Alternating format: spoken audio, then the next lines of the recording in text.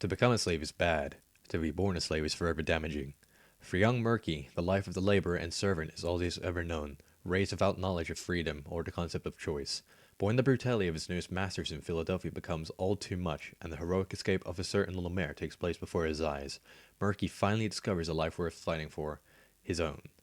Broken from the indoctrination, Murky sets out to reclaim the freedom that has been denied to him throughout his entire life. Against abusive slavers, a fatal illness racking his body, and the attentions of ponies that often cannot be trusted, Murky sets out to achieve the impossible, to escape Philadelphia. But when your cutie mark is a set of shackles, are you really supposed to be free at all? The Equestrian Wasteland. It takes everything, but gives only two things: freedom and dreams. Freedom, to choose your path for yourself, whether you'll revel in the lawless expanse of the wastes and strike out for yourself at the expense of others. Whether you'll remain an unknown survivor, to exist and accept the harsh reality to ensure your continued existence, or whether you will attempt to rise up, be a hero, and attempt to fight the wasteland itself. Dreams, to believe in the world that you wish to accept or deny, the darkened past, the cold present, or the future that only you can see for yourself, be it an unchanging mire or a land filled with the boundless hope buried deep inside the few good souls left in the wastes. Every pony in the wasteland is given those two elements, to choose what to make of them for themselves. Every pony, that is, except for the forgotten masses, the slaves, born into a life with no choice, taken from them not by the wastes, but by other ponies. They toil, destined for nothing more than to be a cold statistic to the future. They have no freedom. They hold no dreams. This is the story of the slave who dared to dream. What was it like to be born a slave? I suppose I should explain something about the nature of being born into slavery, for it is somewhat different from the more common way of simply being captured and forced into labor. You never even know the concept of choice. Your life is little but instruction following order, following demand. Many would like to believe the myth of growing up in a harsh environment to become a big and tough pony with the willpower to someday overthrow his masters. But unfortunately, this was never going to be possible. The truth is that it more often stunts your growth, resulting in a sub-generation of physically small and weak ponies with no education and little true aspiration. How can a pony who has never known the freedom of the outside world ever know what to want from it? Sure, there might be some strong earth pony, powerful unicorn, or rare and agile Pegasus someplace that once did as the stories say. But let's just say that isn't possible for me and leave it at that for now. Instead, let me tell you about how I came to be where I am now. I grew up a runt, the smallest of the bunch, born to a weary mother sick with taint poisoning in a camp near Shattered Hoof to an unknown father. Suffice to say, given the way mares were treated in the slave camps, my father was likely one of the harsh figures giving us instructions and beating the ones who fell behind their quota. At first it was cart holing, but as the years passed and it became clear I wasn't going to get any bigger or stronger to meet my master's expectations, I was instead sold off. My mother had begged and pleaded with them.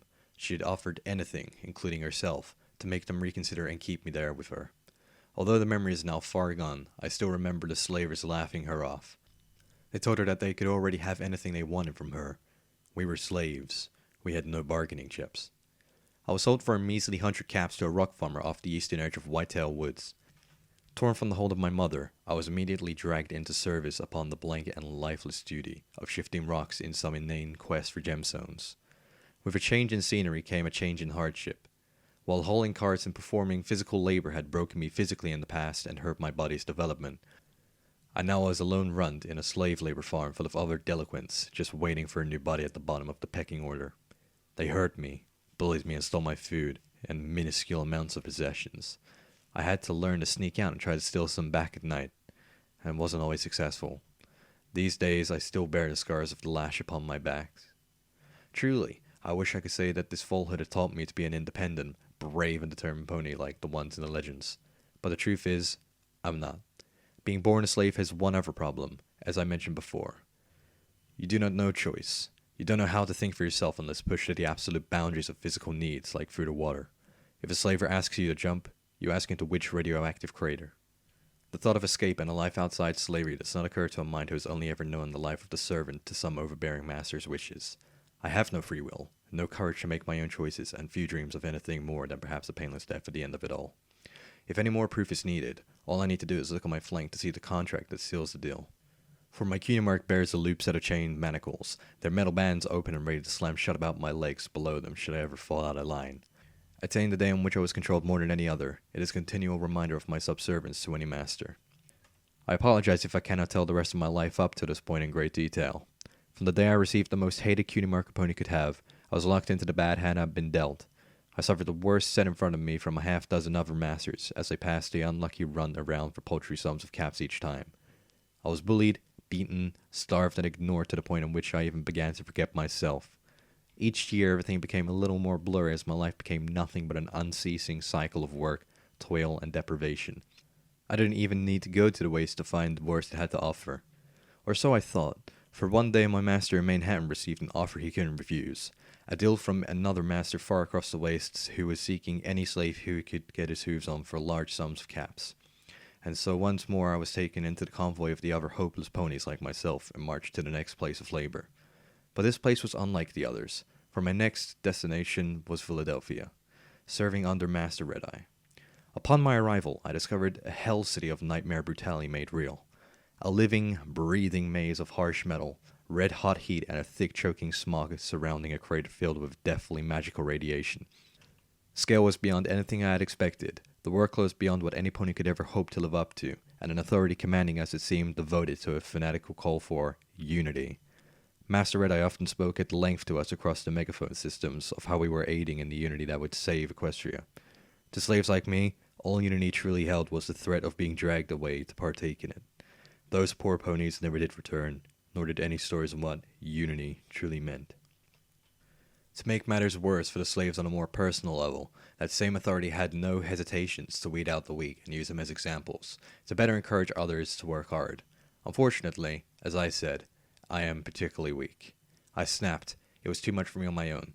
The workload broke me and drove me to a mad, cowardly dash for a hiding space where I might shun the forces trying to control me and just forget it all. I don't remember much about what happened upon that haunting night when I broke from my designated area and galloped into the smoky darkness towards the ruined buildings to hide away. All I remember is, they found me. I was punished with a sentence so severe that I scarcely even remember what they did. They hurt me and told me that I was to die soon as an example to others when they next held an event. I was thrown back in my pen and put back on rotation until this occurred.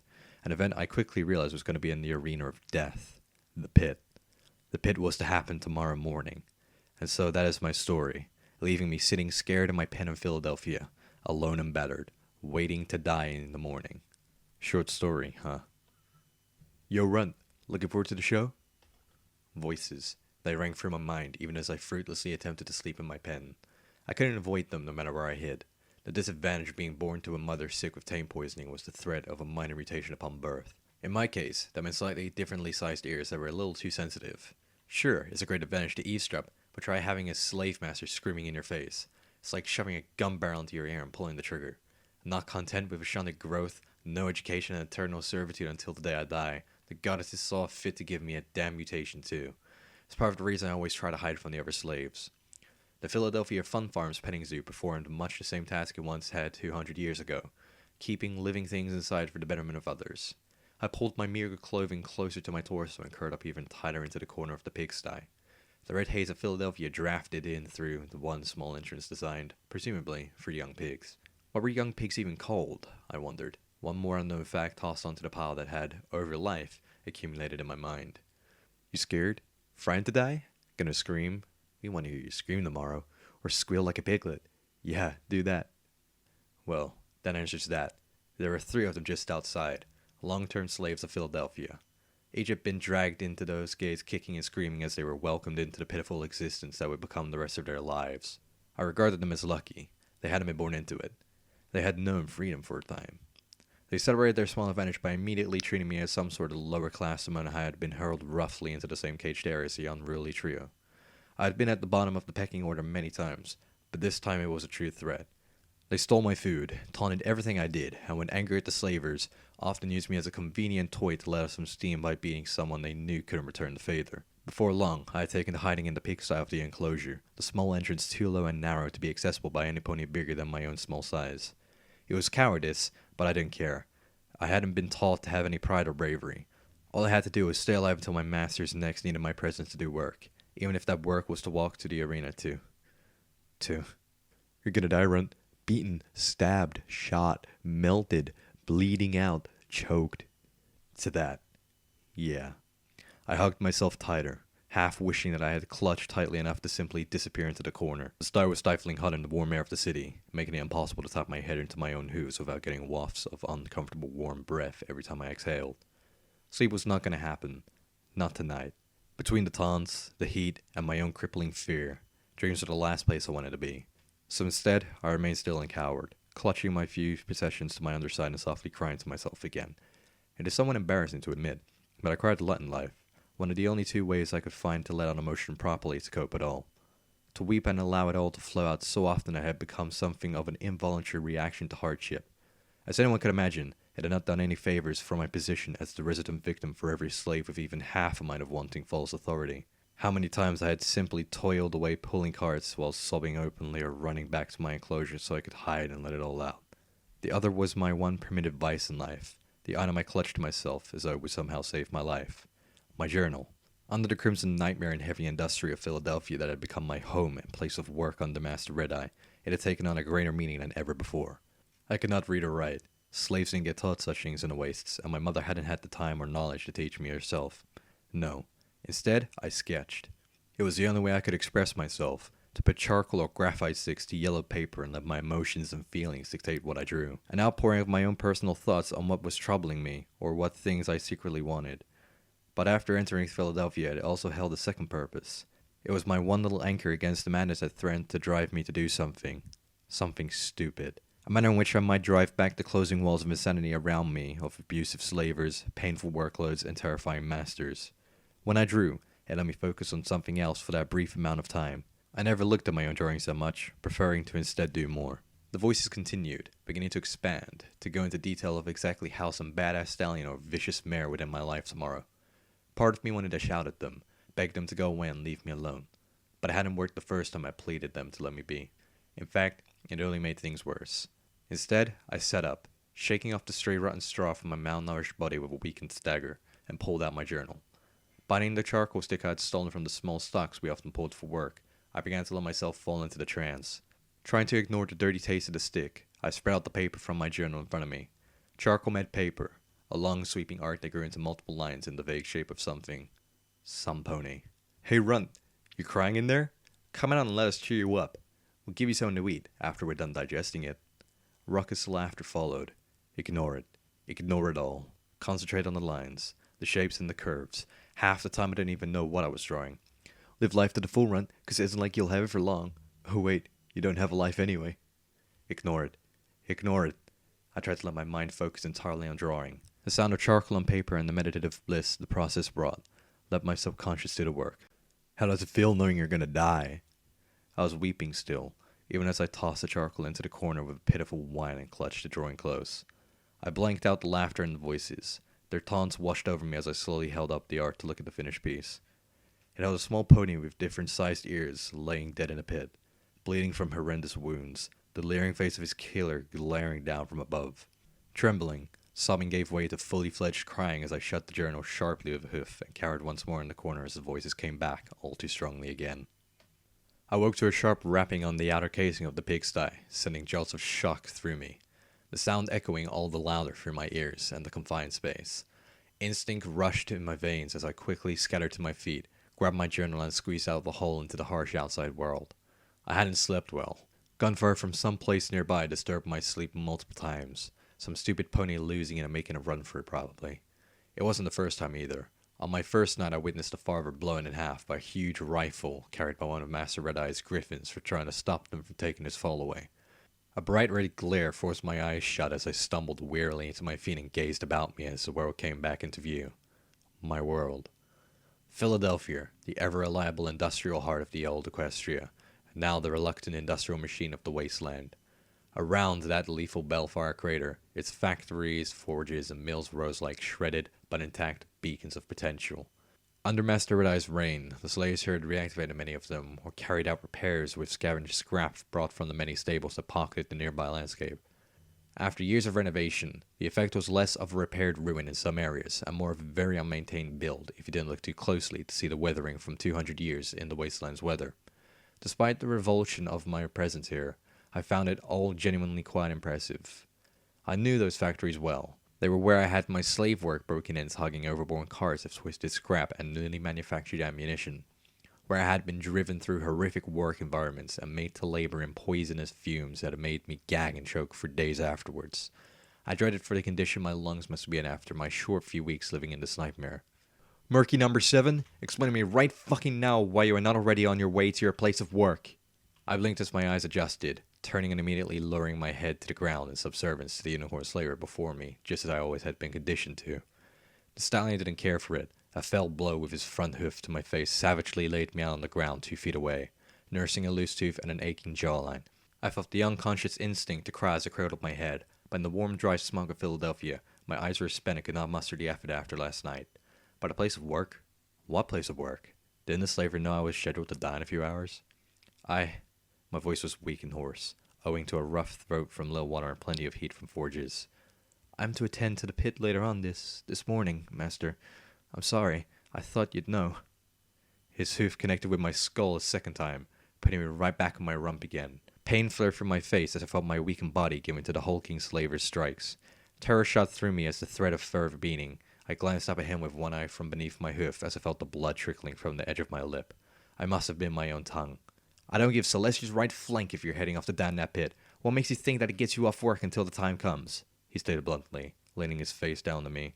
Red Eye brought you here to work. Now get your tiny rump gear and get to fucking work. The unwashed stench of his breath nearly made me gag. Damn, but he was right. What choice did I have not to obey command? Even if I was trying to fight the unbridled terror wrenching in my gut at the thought that I was about to be sent to my death. He was my master. I was a slave. Without a word, I nodded profusely and got to my hooves as I glanced upwards at him. My current master, other than Master Red Eye, of course, was a dull blue stallion with a filthy cyan mane. He had indoctrinated himself as first having the name Whiplash. Well, it certainly fitted him, owing to the long coil by his side.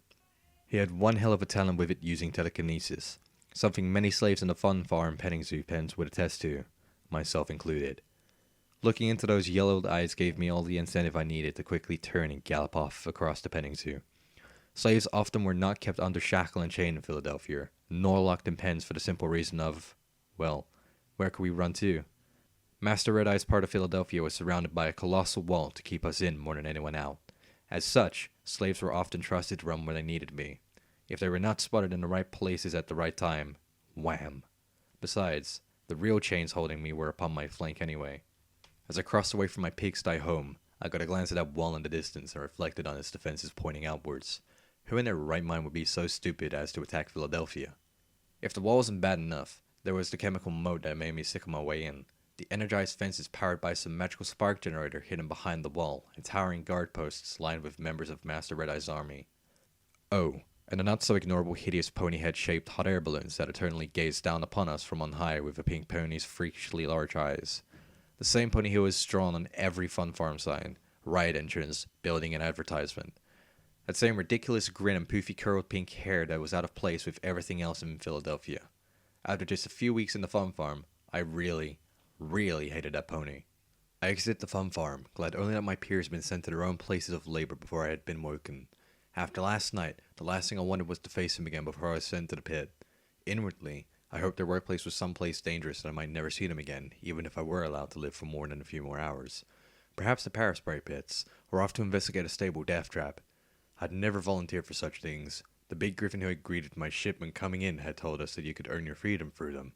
However, I was too afraid to risk death seeking something I wasn't supposed to have anyway. On farm, I paused briefly, as I always did. Contained next to a sign, featuring a damn pony again, was a large mirror pointed at any pony who would be standing in queue Passing the entrance to the farm, I paused briefly, as I always did. Contained next to a sign, featuring that damn pony again, was a large mirror pointed at any pony who would be standing in queue to enter the amusement park. I couldn't imagine what it could possibly be used for other than making queues seem longer. I moved in front of it. My form was thinner than normal. It was a shaped mirror. How novel. I reached out to wipe dust from the surface for a clearer look. My hoof felt no curve. The mirror was not shaped.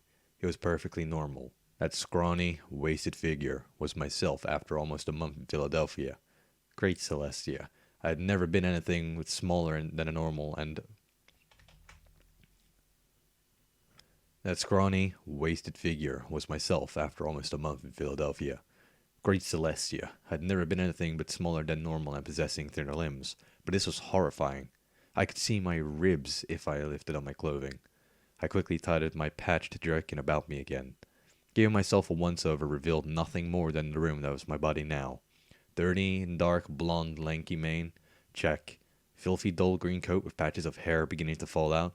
Check. Red sores on my back left muzzle? Check. Slightly oversized right ear and slightly undersized left ear? Thin hair tail? Cutie mark barren nose and gnashing manacles? Check, check, and... I sighed. Check. Just a humble and pitifully weak earth pony here, minus the things earth ponies are often known for. Not showing? The painful wrenching in my stomach crying out for sustenance and the fuzzy-headed fevers that spoke of building radiation poisoning in my blood from the foul air in workplaces. Even without the pit, I began to rate my chances at survival for another month very low anyway. I raised a hoof to my face, dabbing my damp eyes at the soul-crushing sight of my own body being so irreparably hurt. Apparently, my tear ducts weren't quite done yet then. I wanted nothing more than to collapse off my weary hooves and curl up on the ground, but long-conditioned instincts propelled me to continue. I had work to do, even if I didn't want to do it anymore. Turning from the mirror, I set a pace toward the armor manufacturing facilities. Road signs were useless to me, my inability to read rendering them defunct. Briefly, I wondered if they meant the right things anyway these days as I stared at the tall, rectangular sheets of metal on stands just outside the fun farm. It was been away from the crater, clearly having been jostled by the missile as it struck Philadelphia and never truly fixed. The words on it were undecipherable to me, a mixture of dots and lines that held secrets I would never understand. Words were not my thing. Shape and form was more my area of understanding to sketch and shade in those quiet moments between shifts. However, there were 3 words that I knew, 3 words that I often wondered about. Murky Number 7. My name, like some sort of sick joke to poke fun at somebody when he's already down. The not-so-lucky one. Ha ha. Laugh it up, every pony at the slave with the silly name. That said, the exact circumstances were a little unknown to me, although you could logically piece together some of it.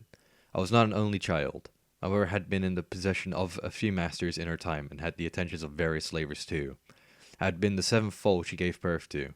I had no confirmation that it was the exact reasoning, nor did I like to think it as a true one, for it pointed at my caring mother as someone devoid of imagination and life to the point she would number her own children.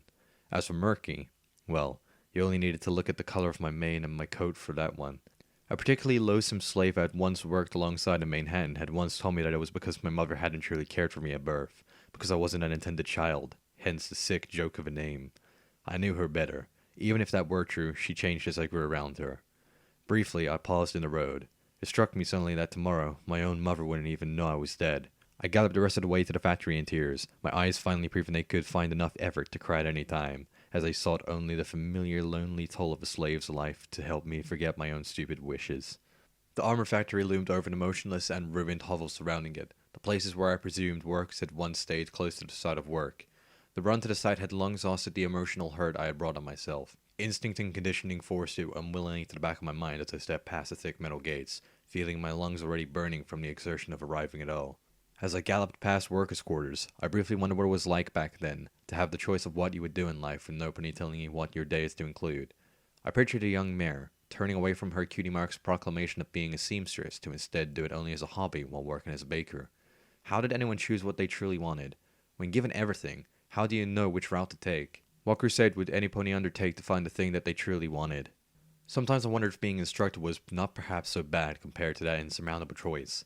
Looking into the red-hot forge ahead of me, the warmth mixing with the dry air to blast from my wet eyes to dryness once more, I wondered who would choose to work in a place like this. The factory office had been converted into the resident slave master's hub of activity.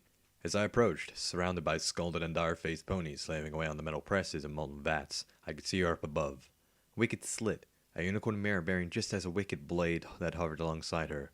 When not around her, some of the slaves made occasional jokes to whether her name meant the knife or, well, something else. The one slave who rebelled and told it to her face had lasted 3 unthinkable days regarding why that had been a bad idea. Right now, her hooves rested on the railing, her horn magically enhancing the volume of her voice to be heard over the din as the blade floated casually to and fro beside her. You lot. No, you lot. Get up off the damn floor. You wanting dumped in the vats? Because that's all you're good for if you just lie around. I turned, seeing 3 ponies collapse on the floor. 2 male earth ponies and a female unicorn. The earth ponies had scorch marks around their face from grabbing scalding hot metal by accident in what I knew to be from work in the refuse yard. Some of that stuff stayed hot for days without showing it. I'd once stepped on one myself. All were clearly suffering from a lack of water and too much heat inside. Even as I watched, under the factory master's barked orders, a couple of slavers began hauling them off, too weak to even fight back. For their sake, I hoped the master was not intending to hold up her sick promise. Only then did I notice her eyes watching me, foolishly standing alone with no work to do.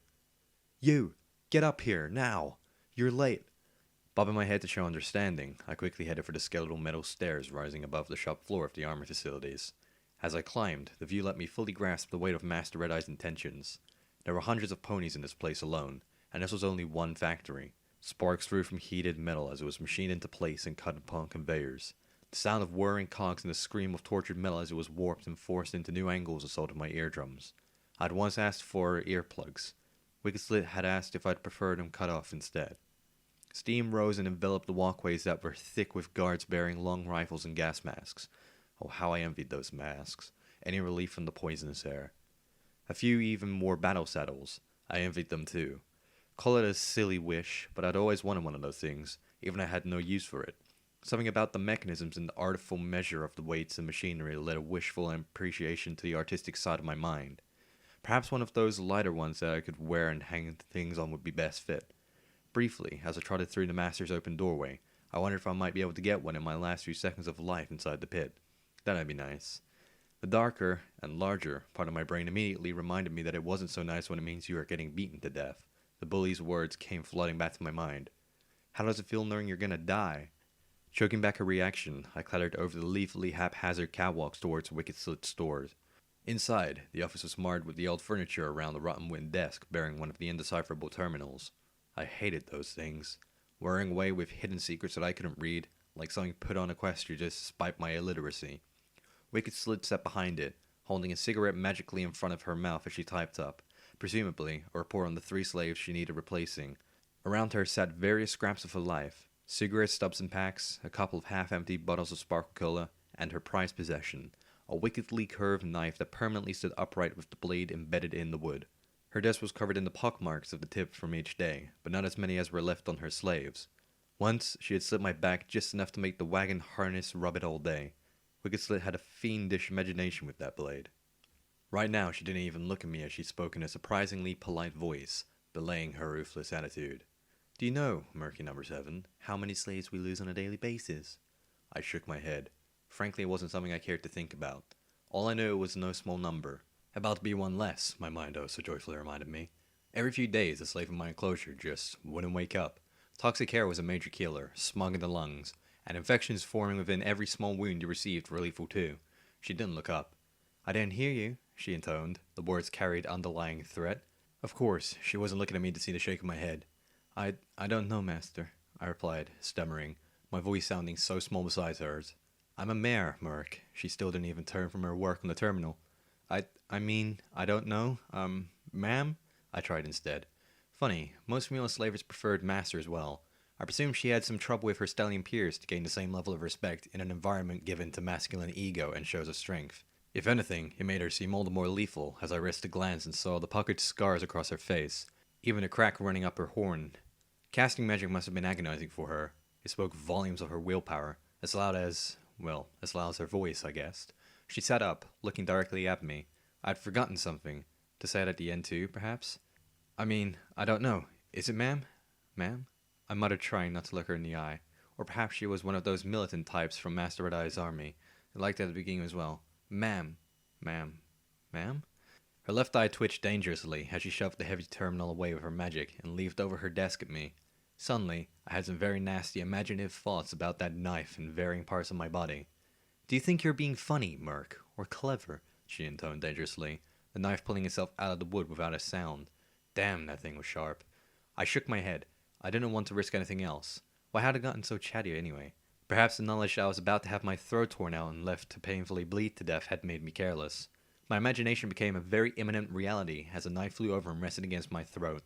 My squeak of terror stifled itself as I dare not move my throat in the slightest, but I felt the sweat of fear running down the back of my neck as its oddly cold surface rested, ready to pull to the side if she decided to get rid of me for back-talking her.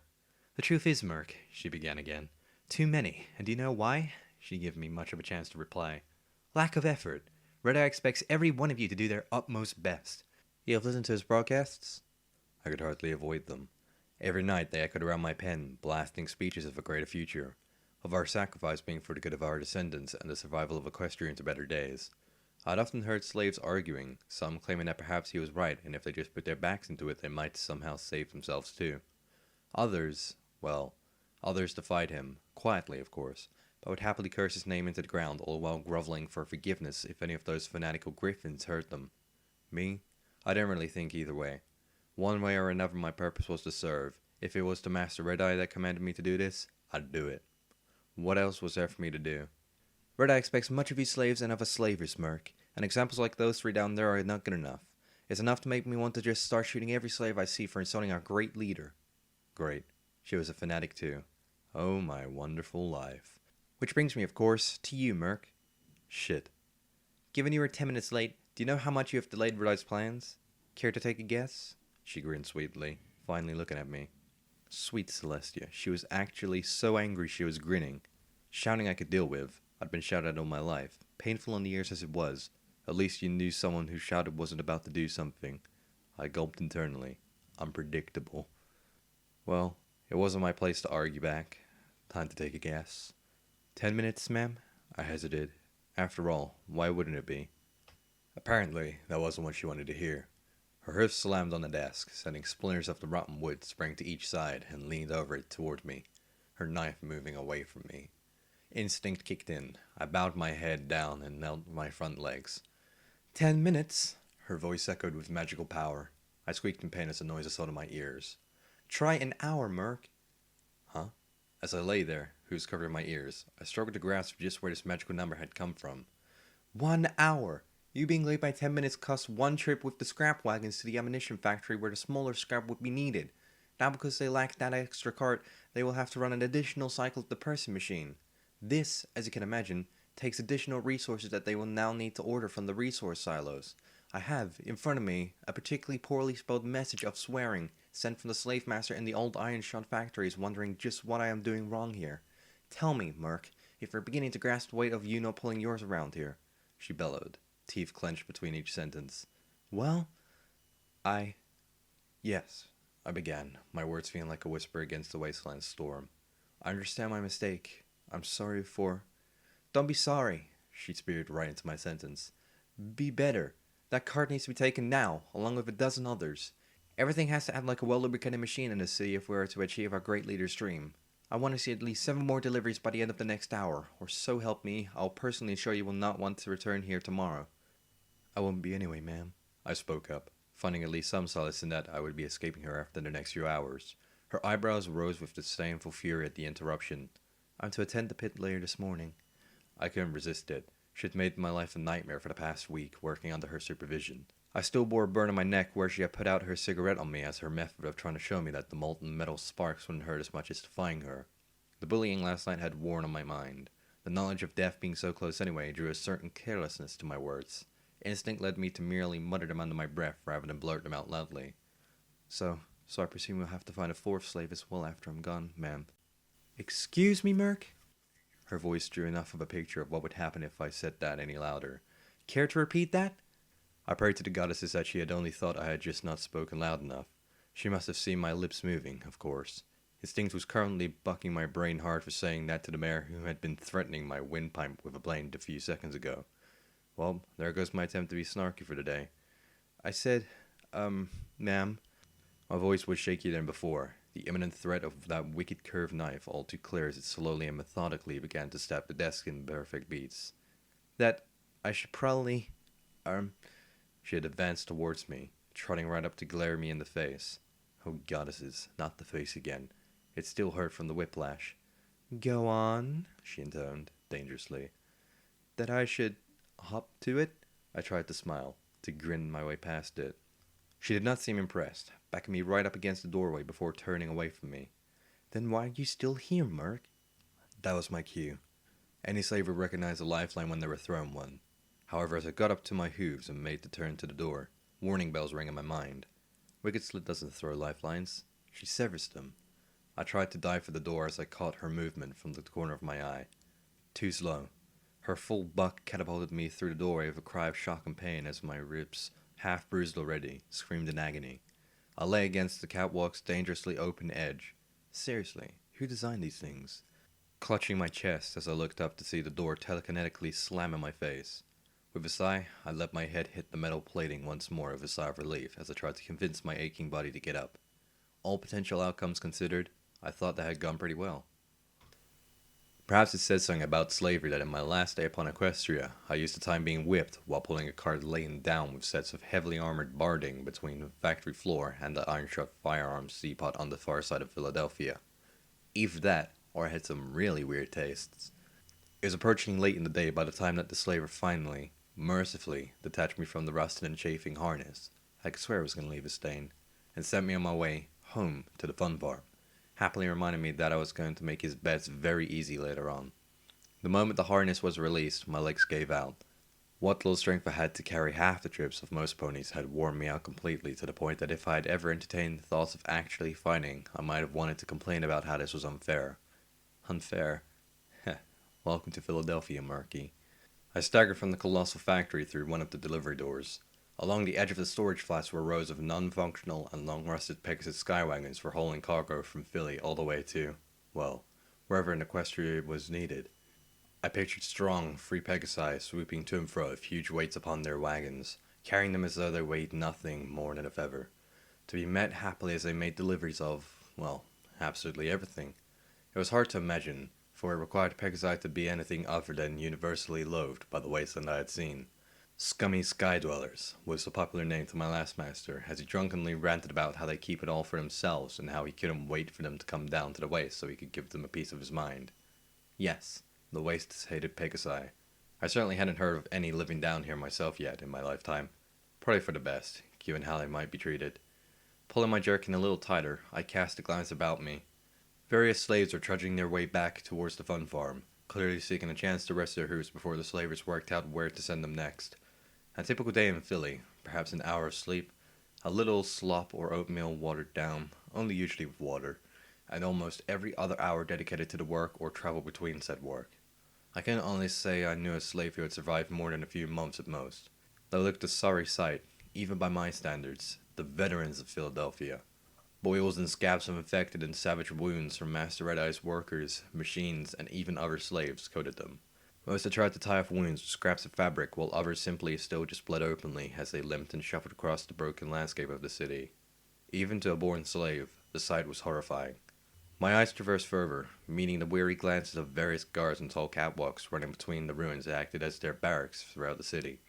One of them re-angled to point his battle saddle at me and made a jerking motion with his head. Move along. I didn't dare hesitate for him to ask again. I fell into step with the rest of the trotting slave. Just another little cog in a machine, albeit one about to be cast out. The crush became tighter as they filled through the manufacturer site's gates, leading to me bumping flanks of other ponies on both sides. The smell was enough to cause me to almost dry heave on the spot, as I witnessed the dirt and blood rub off on my own jerkin and flanks, smearing over my cutie mark. I shuddered trying to block it out by closing my eyes and trotting on. It's not like it could get any dirtier anyway, right? It was a mistake. My hoof caught a rock as I felt my balance stolen from me, and I fell headlong under the mass of slaves, whom were beginning to pick up speed. A gunshot sounded as they were given an incentive to hurry and let the next group through. Panic shot through me as I felt myself dragged down under their hooves, along with a few other unfortunates, and trapped underneath a stampeding rush of filthy slaves. I screamed. I begged them to stop, to let me up. None heard me as hooves cracked against my side and face.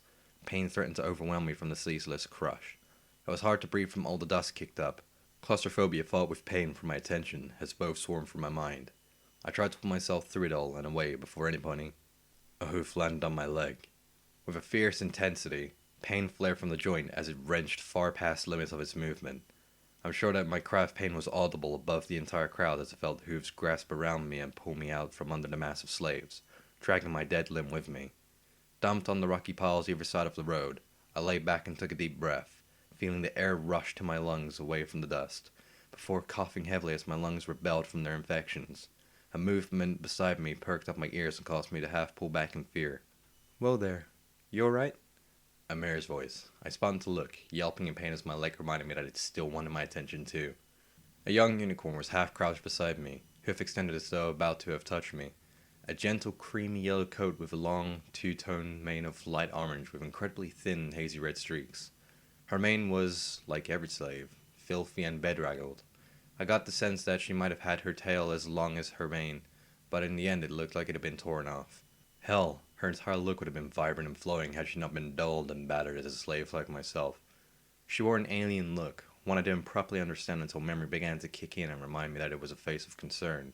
The last time I'd seen that was on my mother.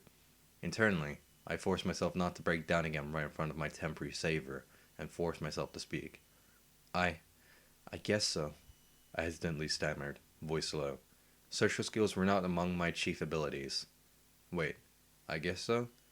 While I'm sitting here with a possibly broken front right leg, a loose tooth from 2 blows to the face earlier, bruised ribs from wicked slip, lash scars on my back, sick, infected, probably dying of radiation, and about to assuredly die in under an hour. Yeah, really okay, Murky. She didn't seem to believe me either, leaning forward to gently help me to my hooves before some guards spotted us. Closing my eyes, I gritted my teeth as I tried to move the injured leg. With a grunt of pain, I bent the joint as normal. It wasn't broken. Badly sprained, but the joint was still intact. I let out a sigh of relief before staggering and promptly fell over once again with a soft whud. Perhaps I'll lie down just a little bit longer. You're lucky you weren't killed under there, the mare continued to speak, nursing my leg briefly before sitting back, her gaze passing over me. From the look on her face, it was clear that, even though she was trapped in here too, she considered me a particularly weakened-looking pony. Now come on, we need to get going. I can't be late, or... Yeah, I know the feeling, I muttered with my eyes averted. Talking too much wasn't my place. I half expected a slaver to come around any second and beat me for talking at all. Testing my weight on a limb, I stood. As I did, my saddlebags revealed themselves to have been torn in the stampede, my sketchbook journal tumbling out on the ground before the mare. Blinking, she looked down, nosing it open with her, well, nose. She was probably too tired to use her magic right now. I made a move to retrieve it, only pausing as I noticed she was actually looking, not laughing or trying to steal it. Instead, I just waited, feeling oddly full of apprehension as she flicked a couple of pages while I trotted to and fro, trying to work the movement back into my foreleg joint. I didn't even yelp in pain to not disturb her oddly peaceful-looking investigation. Well, not more than twice anyway. Certainly no more than 4.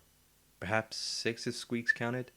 This is pretty interesting stuff, she commented, eyes not leaving a picture I'd drawn of the Philadelphia gates. My first night here. She flicked some more, before smirking and stifling a laugh. Seems you have a liking of mares, though. She looked up to me and grinned.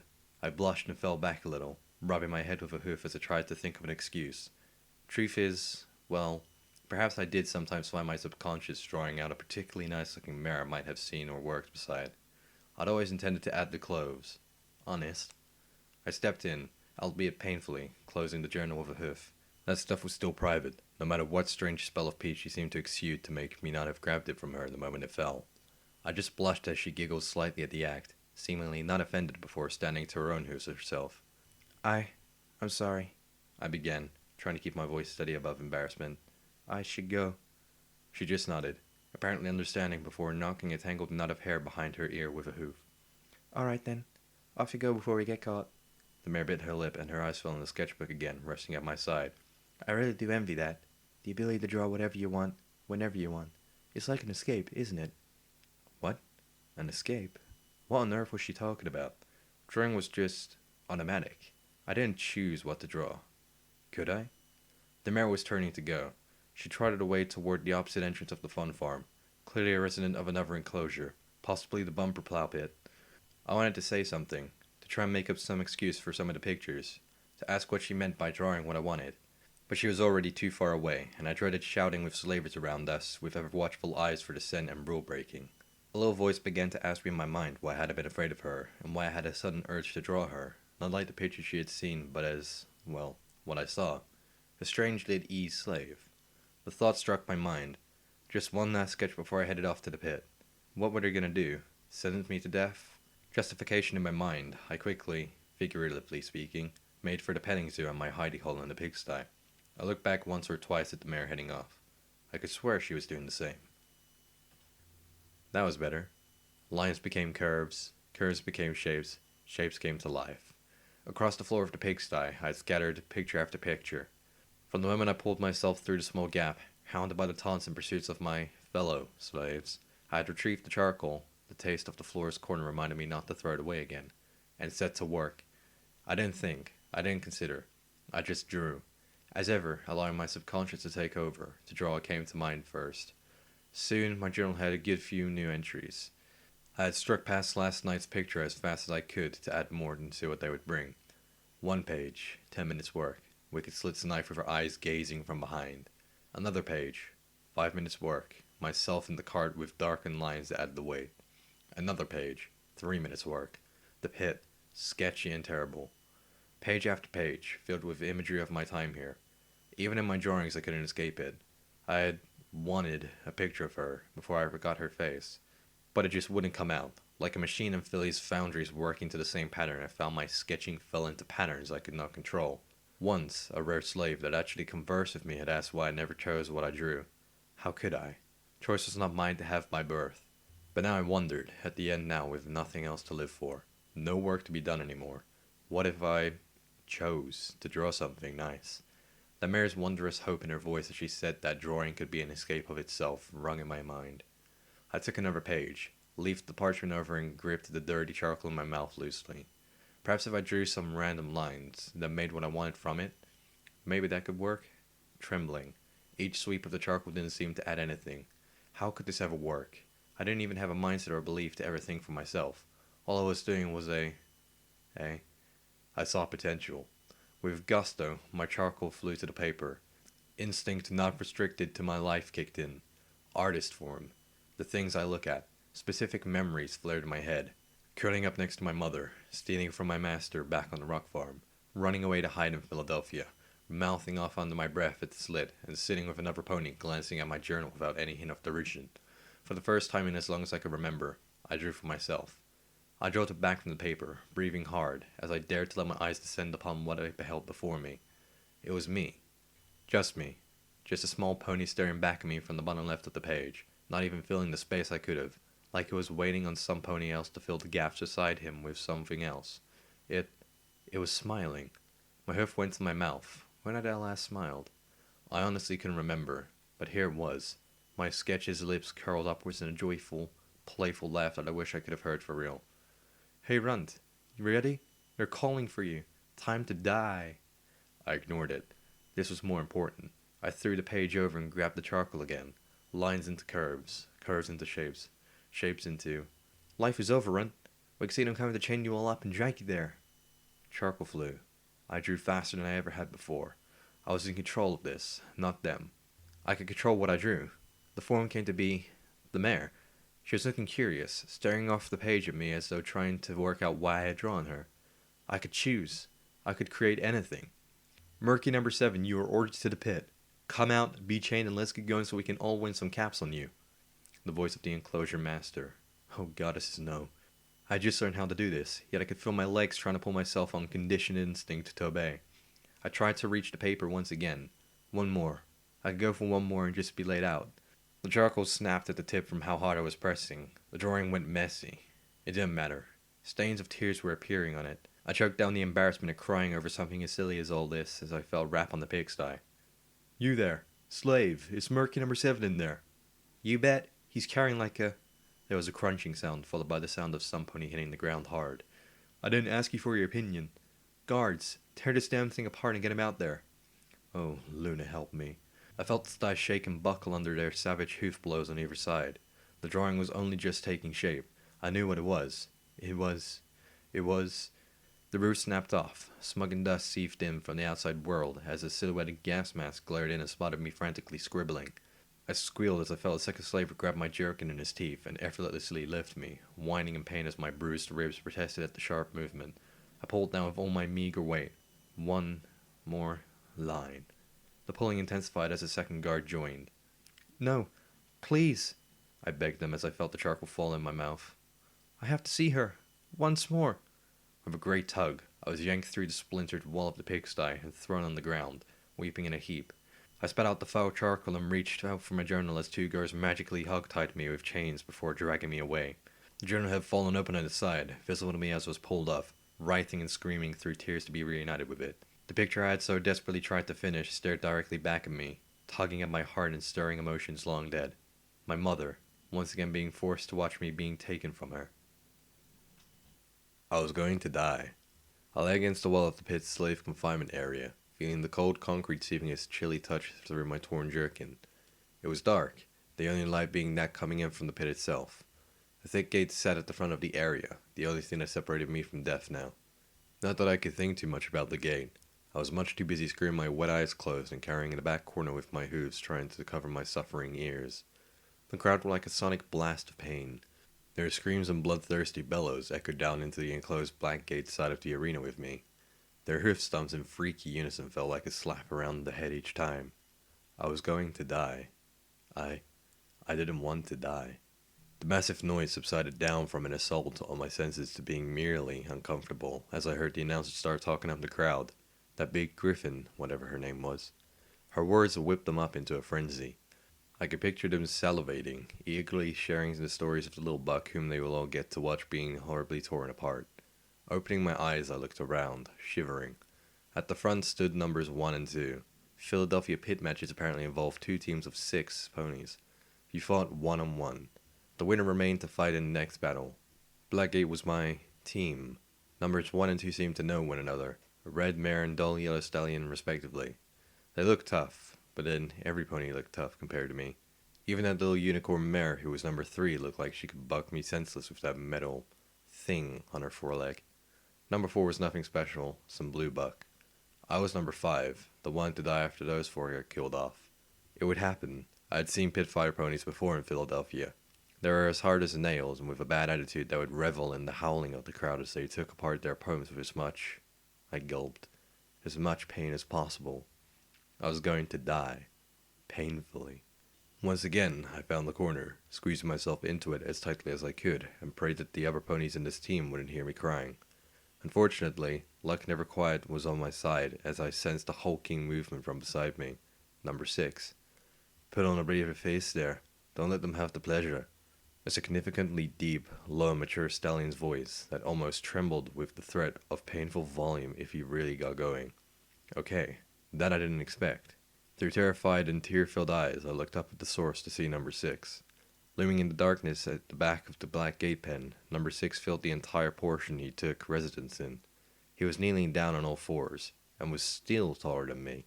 A huge, muscular earth pony with dark red coat and crimson mane looked down at me.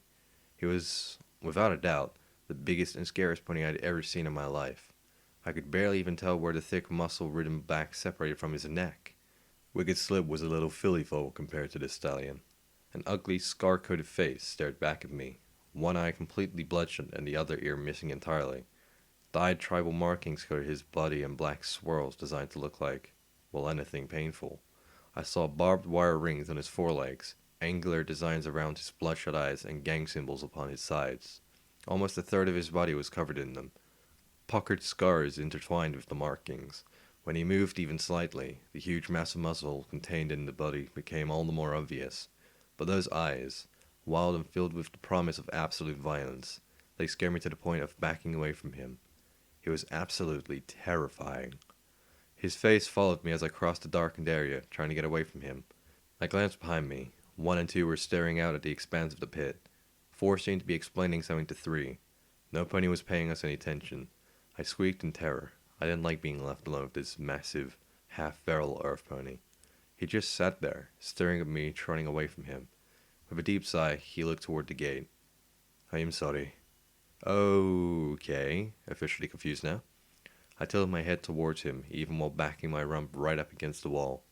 What? I didn't dare raise my voice above that of a hushed whisper. Who knew what those other ponies were like up at the front of the Black Gate slave area? I'm sorry you need to end up in here with me, he continued, shifting to his hooves. By the sweet guzzes, he was huge, and to that, none of it seemed to be anything but corded muscle. Suddenly I felt pretty glad he wasn't in the other team. You're sorry? Oi, I'm sorry that I cannot protect you. His voice had a low note, an odd ring of sadness surrounding the bestial imagery he evoked in his accent and appearance. You don't deserve this, not like some of the rest of us do. I didn't know what to make of that. I wasn't given the opportunity to make anything of it. Round one, came the booming voice of the Griffin announcer. I turned and looked out of the gate as it began to rise. May the games begin, I heard the huge stallion mutter as he trotted up beside me, eyes narrowed. Suddenly, although I knew I wouldn't be around to see it, I felt pity for whatever poor marrowbuck ended up going hoof to hoof with him. I still felt more pity for myself. I was going to die. My composure was not improving.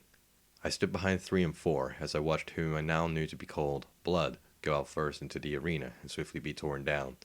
I had to physically stuff a hoof in my mouth to stop myself from howling in fear as I shrank back, knelt down and tried to blot out the cries of the crowd as they spotted death in their sights. Part of my mind liked to pretend I could hear the bullies praying for my blood to be next. Beside me, number 6 stared down at me with those wasteland-worn eyes before looking up, as though judging the opposition. I could hear him whispering something to himself, but with so much ambient noise, even I couldn't figure it out. Oh goddesses, that would be me in there. Number 2 stepped forward as the gate opened. The announcer cried his name as I saw him clearly go looking for revenge. Daffodil. Closer to the gate now, I got a better look outside. The pit itself was an old ice ring, drained till only the concrete remained, and sheathed in a giant cage, filled with pressure plates and old bloodstains mixed with the new stains draining away from Blood herself. Some of it was splattered across her opponent. Sin something. I'd missed his name from covering my ears against the painful noise of the crowd. Once again, I witnessed death. Daffodil's opponent stood no chance.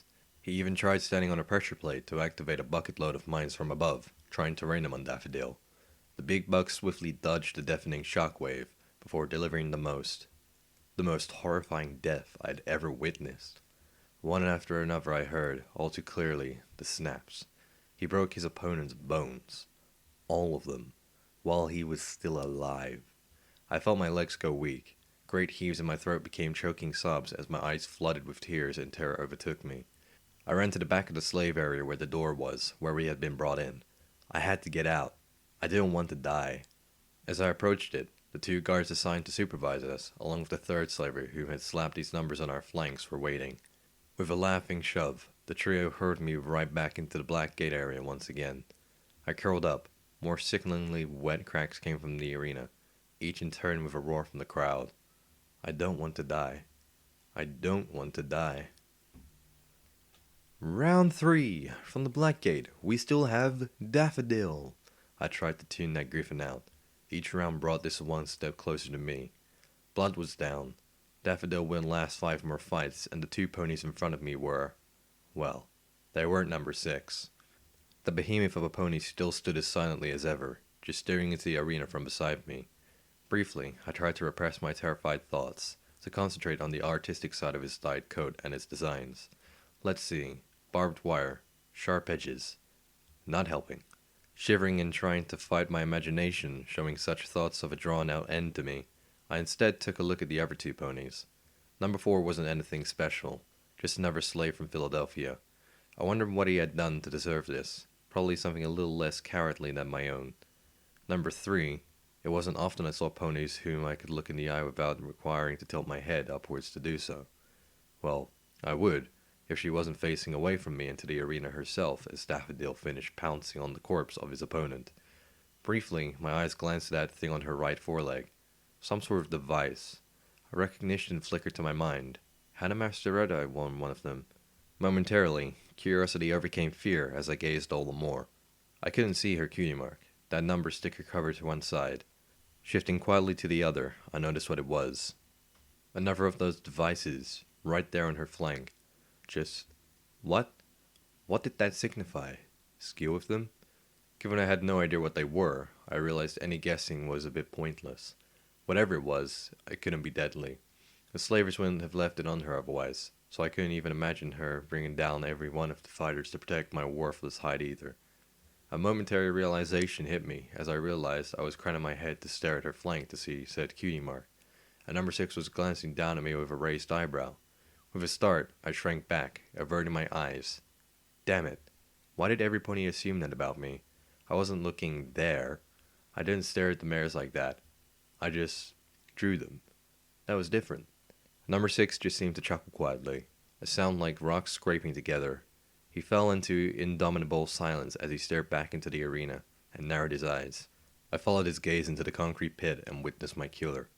A zebra. The zebra. Even I had heard of her, the most terrifying pit fighter in Philadelphia. Exotic, lethal, and utterly without mercy, they said. Nobody could hope to bring her down. A veteran of 4 events and current crowd favorite to coldly murder any pony that dared stand in her way. Truth be told, I hadn't seen her before myself. I didn't know anything about her fighting style or capabilities. I didn't need to.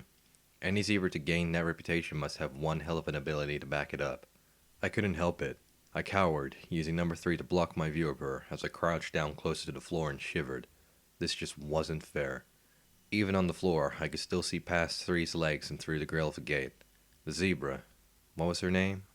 Zen. I couldn't remember anything over the ambience of the crowd shrieking with excitement at the sick games they were witnessing. The goddesses seemed to want to please those vicious mares and bucks that took out all their frustrations on us poor arena victims. The sun baked down from above the cloud curtain. The effect was less of a direct heat and more of a stifling ambient rising of the temperature in the still air.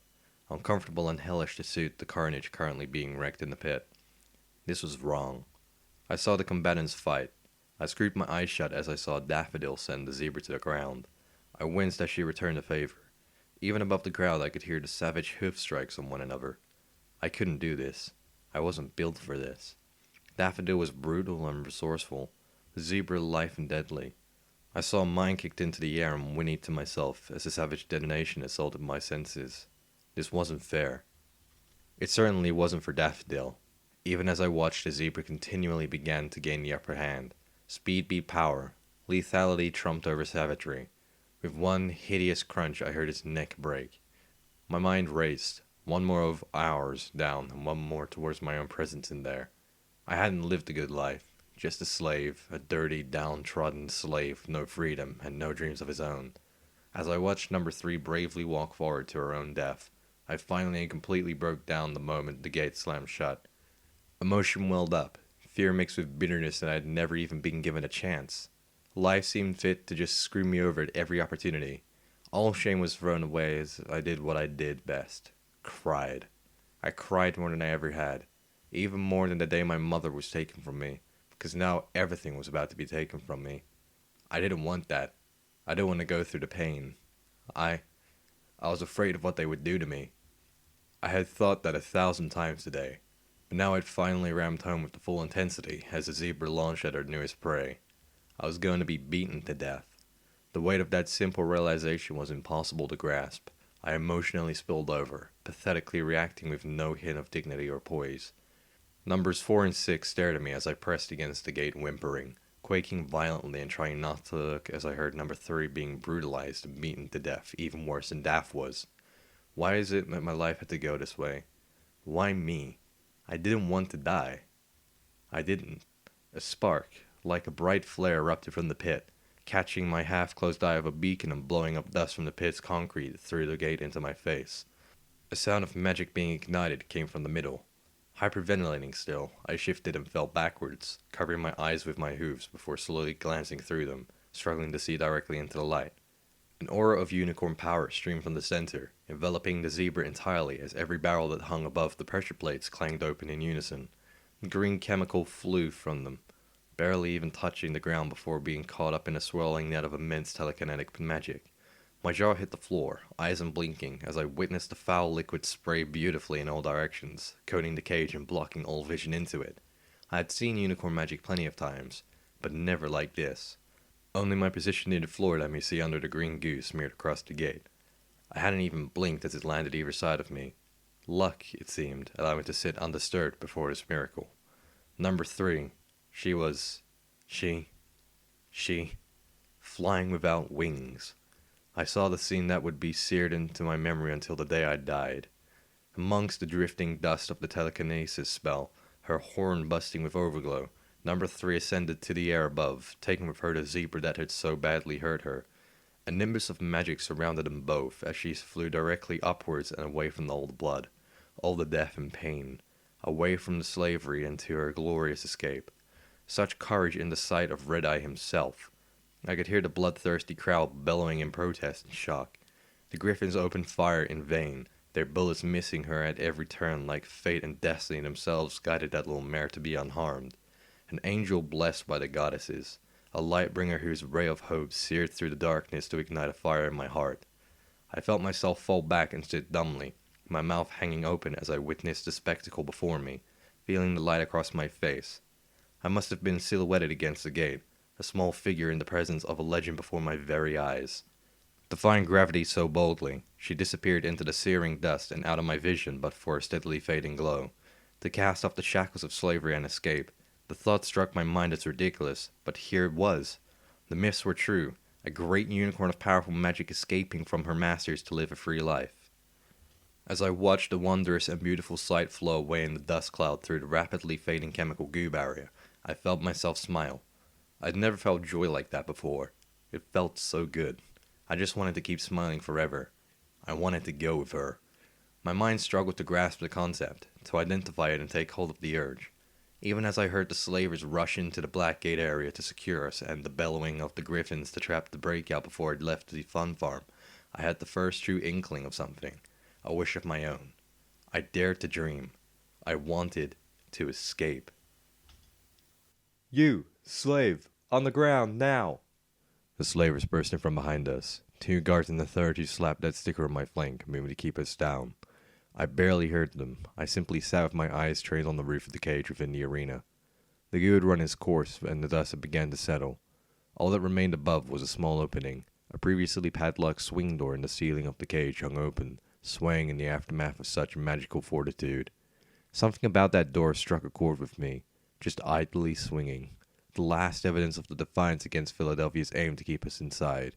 I could still hear gunfire, explosions, and all sorts of noises as the crowd stampeded out of the arena.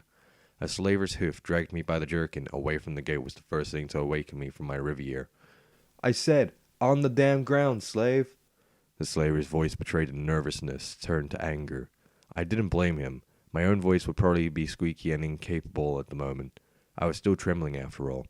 With a twist, I was hurled onto the ground as I heard shackles being drawn by the slaver's unicorn companion as they moved toward me. Heh, call that magic? Look at number 3, buddy. Only as they began trying to pull my hooves up did I begin to finally shake my head clear and get a grasp on why they were being as deliberate. The slaves were not taking this idly. Behind the door leading to Blackgate, I heard the sounds of rebellion. Slaves were crying out, rioting in the aftermath of one mare showing them there was more to hope for and that right could be defied. One slave was watching the door, telling me that perhaps the slaves outside were not being beaten down as easily as the slavers would like. It seemed number 6 felt the same way. The biggest pony I'd laid eyes on in my life seemed to me to be a slow and deliberate stallion. I had imagined that an attack from him would be like a boulder rolling slowly, deliberate and implacable. Oh, how wrong I was. He moved like a boulder, all right, but one tumbling madly down a cliffside. The slavers didn't even stand a chance as the colossal weight of number 6 barreled into him. One giant hoof plowing the slaver's head into a concrete wall with enough force to make a sickening crunch sound. Suddenly, I was very glad I couldn't see it all too well. The slaver currently straddling me with the shackles looked up, eyes wide as he witnessed his brethren murdered in an instant before him. The third slaver turned from finishing his shackles on number 4 as well, both matching the cold stare of number 6. "You," the slaver's voice quivered. "You stay right there. Stay." "Funny. I was going to say the same thing," muttered number 6, dangerously, before launching himself at the 2. I curled up as I felt his size run over me to reach them, a series of panicking screams and dull thumps as the pair was set upon by the terrifying pony. I risked opening my eyes. I saw number 6 moving like a blur, thick limbs lashing out widely. He bucked one slaver against the wall hard enough to whiplash the target's head back into it, spinning himself around to dive and grapple his second opponent, even as the slaver attempted to draw bat him with his mouth. With a grunt and a heave, the second slaver was roughly hurled across the black gate, clean over my head to land in a heap with his colleague, the pair groaning in pain. Even as they attempted to stand up, the first nursing his rapidly bleeding head, number 6 was on them. His forehead collided with the first target, the sound like a rock hitting a wall. The slaver dropped unconscious in an instant, even as number 6 began beating the last slaver's head off the wall repeatedly. Eventually, a sharp pop signaled his end too, as his agonized scream suddenly ceased. Almost as an afterthought, wiping the sweat from his brow, number 6 raised a hoof and stamped it sharply on the unconscious buck's neck with enough force to... I felt sick. I'd seen ponies beaten all their lives, but this was different. Slavers beat to intimidate. This pony had simply been killing them. Cold and calculated, the stallion had taken 3 slavers apart in less than a minute with nothing other than sheer power and ferocity. Brute force at its most simple level. No, that wasn't right. Even as I watched him now, his eyes flickered to and fro. He was thinking, watching for other elements. Suddenly, why I had been paying such close attention to the arena earlier made sense to me. He wasn't about mindless brute force at all. That violence had been driven by a cold and pragmatic mindset that simply went for the kill, using unreal strength and viciousness to reach it however was most practical. Part of me wondered how he would have fared against that zebra, agility and precision against deliberate fury and power, until I remembered I would have been dead before I knew the outcome. I wasn't sure which scared me more, although looking at the mismatched and bloodshot eyes turning to glare at me, I reached a decision pretty quickly. Don't kill me too, I shrieked at him, backing away toward the gate, eventually pressing my back against it to stay away from the huge earth pony. I'll stay quiet, please.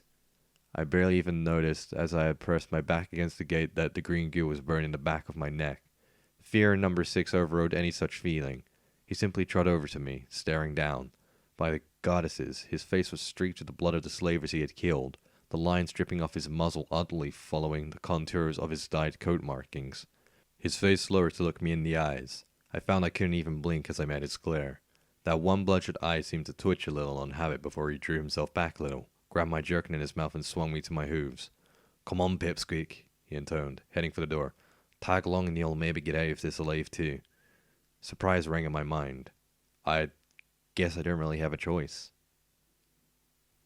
The underside of the pit was in absolute chaos. Even just outside the door to the Black Gate, I witnessed slavers lashing and threatening their slaves with whips, guns, and battle saddles. They were not going down quietly, for even as I crept out the door in number 6's shadow, I saw one slaver pulled down by 4 weakened laborers after being beaten over the head with a magically hurled sledgehammer.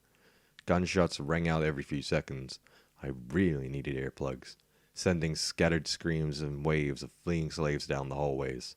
Number 6 didn't appear phased. He glanced around before picking a direction and galloping off. I struggled to keep up with his long and determined stride. Diving to one side or the other, my gallop was nervous and unbalanced. What was I doing? The slaver told me to stay put. A little slave in my head screamed at me to cease and stop, and that my masters would not appreciate this. Weapons were strewn on the ground where they had fallen from now unlocked guard storage. Slaves unable to grab one in time were arming themselves with tools and occasional bits of furniture. I saw them trying to break into what I knew was the armory where all the pit's more lethal weapons like firearms and magical auto-axes were kept to be put in barrels. Screams sounded in the air as the smell of gunpowder reeked around me. I almost slipped in a few puddles that I was sure were not water as I tried not to think about the wetness on my hooves. Ahead, a slave and an overseer of the pit came tumbling out of a doorway that held behind it a small fire. Even as they savagely wrestled on the ground, I saw scraps of paper rolling out behind them from the blazing room with no evidence how the fire had even started. Misfired magic, maybe. I ran through the smoke, holding my breath before tripping over a corpse on the other side so suddenly that I still felt my legs trying to run, even as the world rotated by 90 degrees. My lower jaw slapped on the ground with a painful rattle, jamming my teeth together. The loose tooth from this morning took its time now to remind me of its presence with an uncomfortable low shimmy in its socket. Wincing and bringing a hoof to my mouth, I glanced around quickly before immediately feeling the urge to just stop. I saw slavers regaining control here. Normality was being restored as more and more slaves waiting for the next rounds in the back were beaten, shackled, or simply shot to quell their reactions.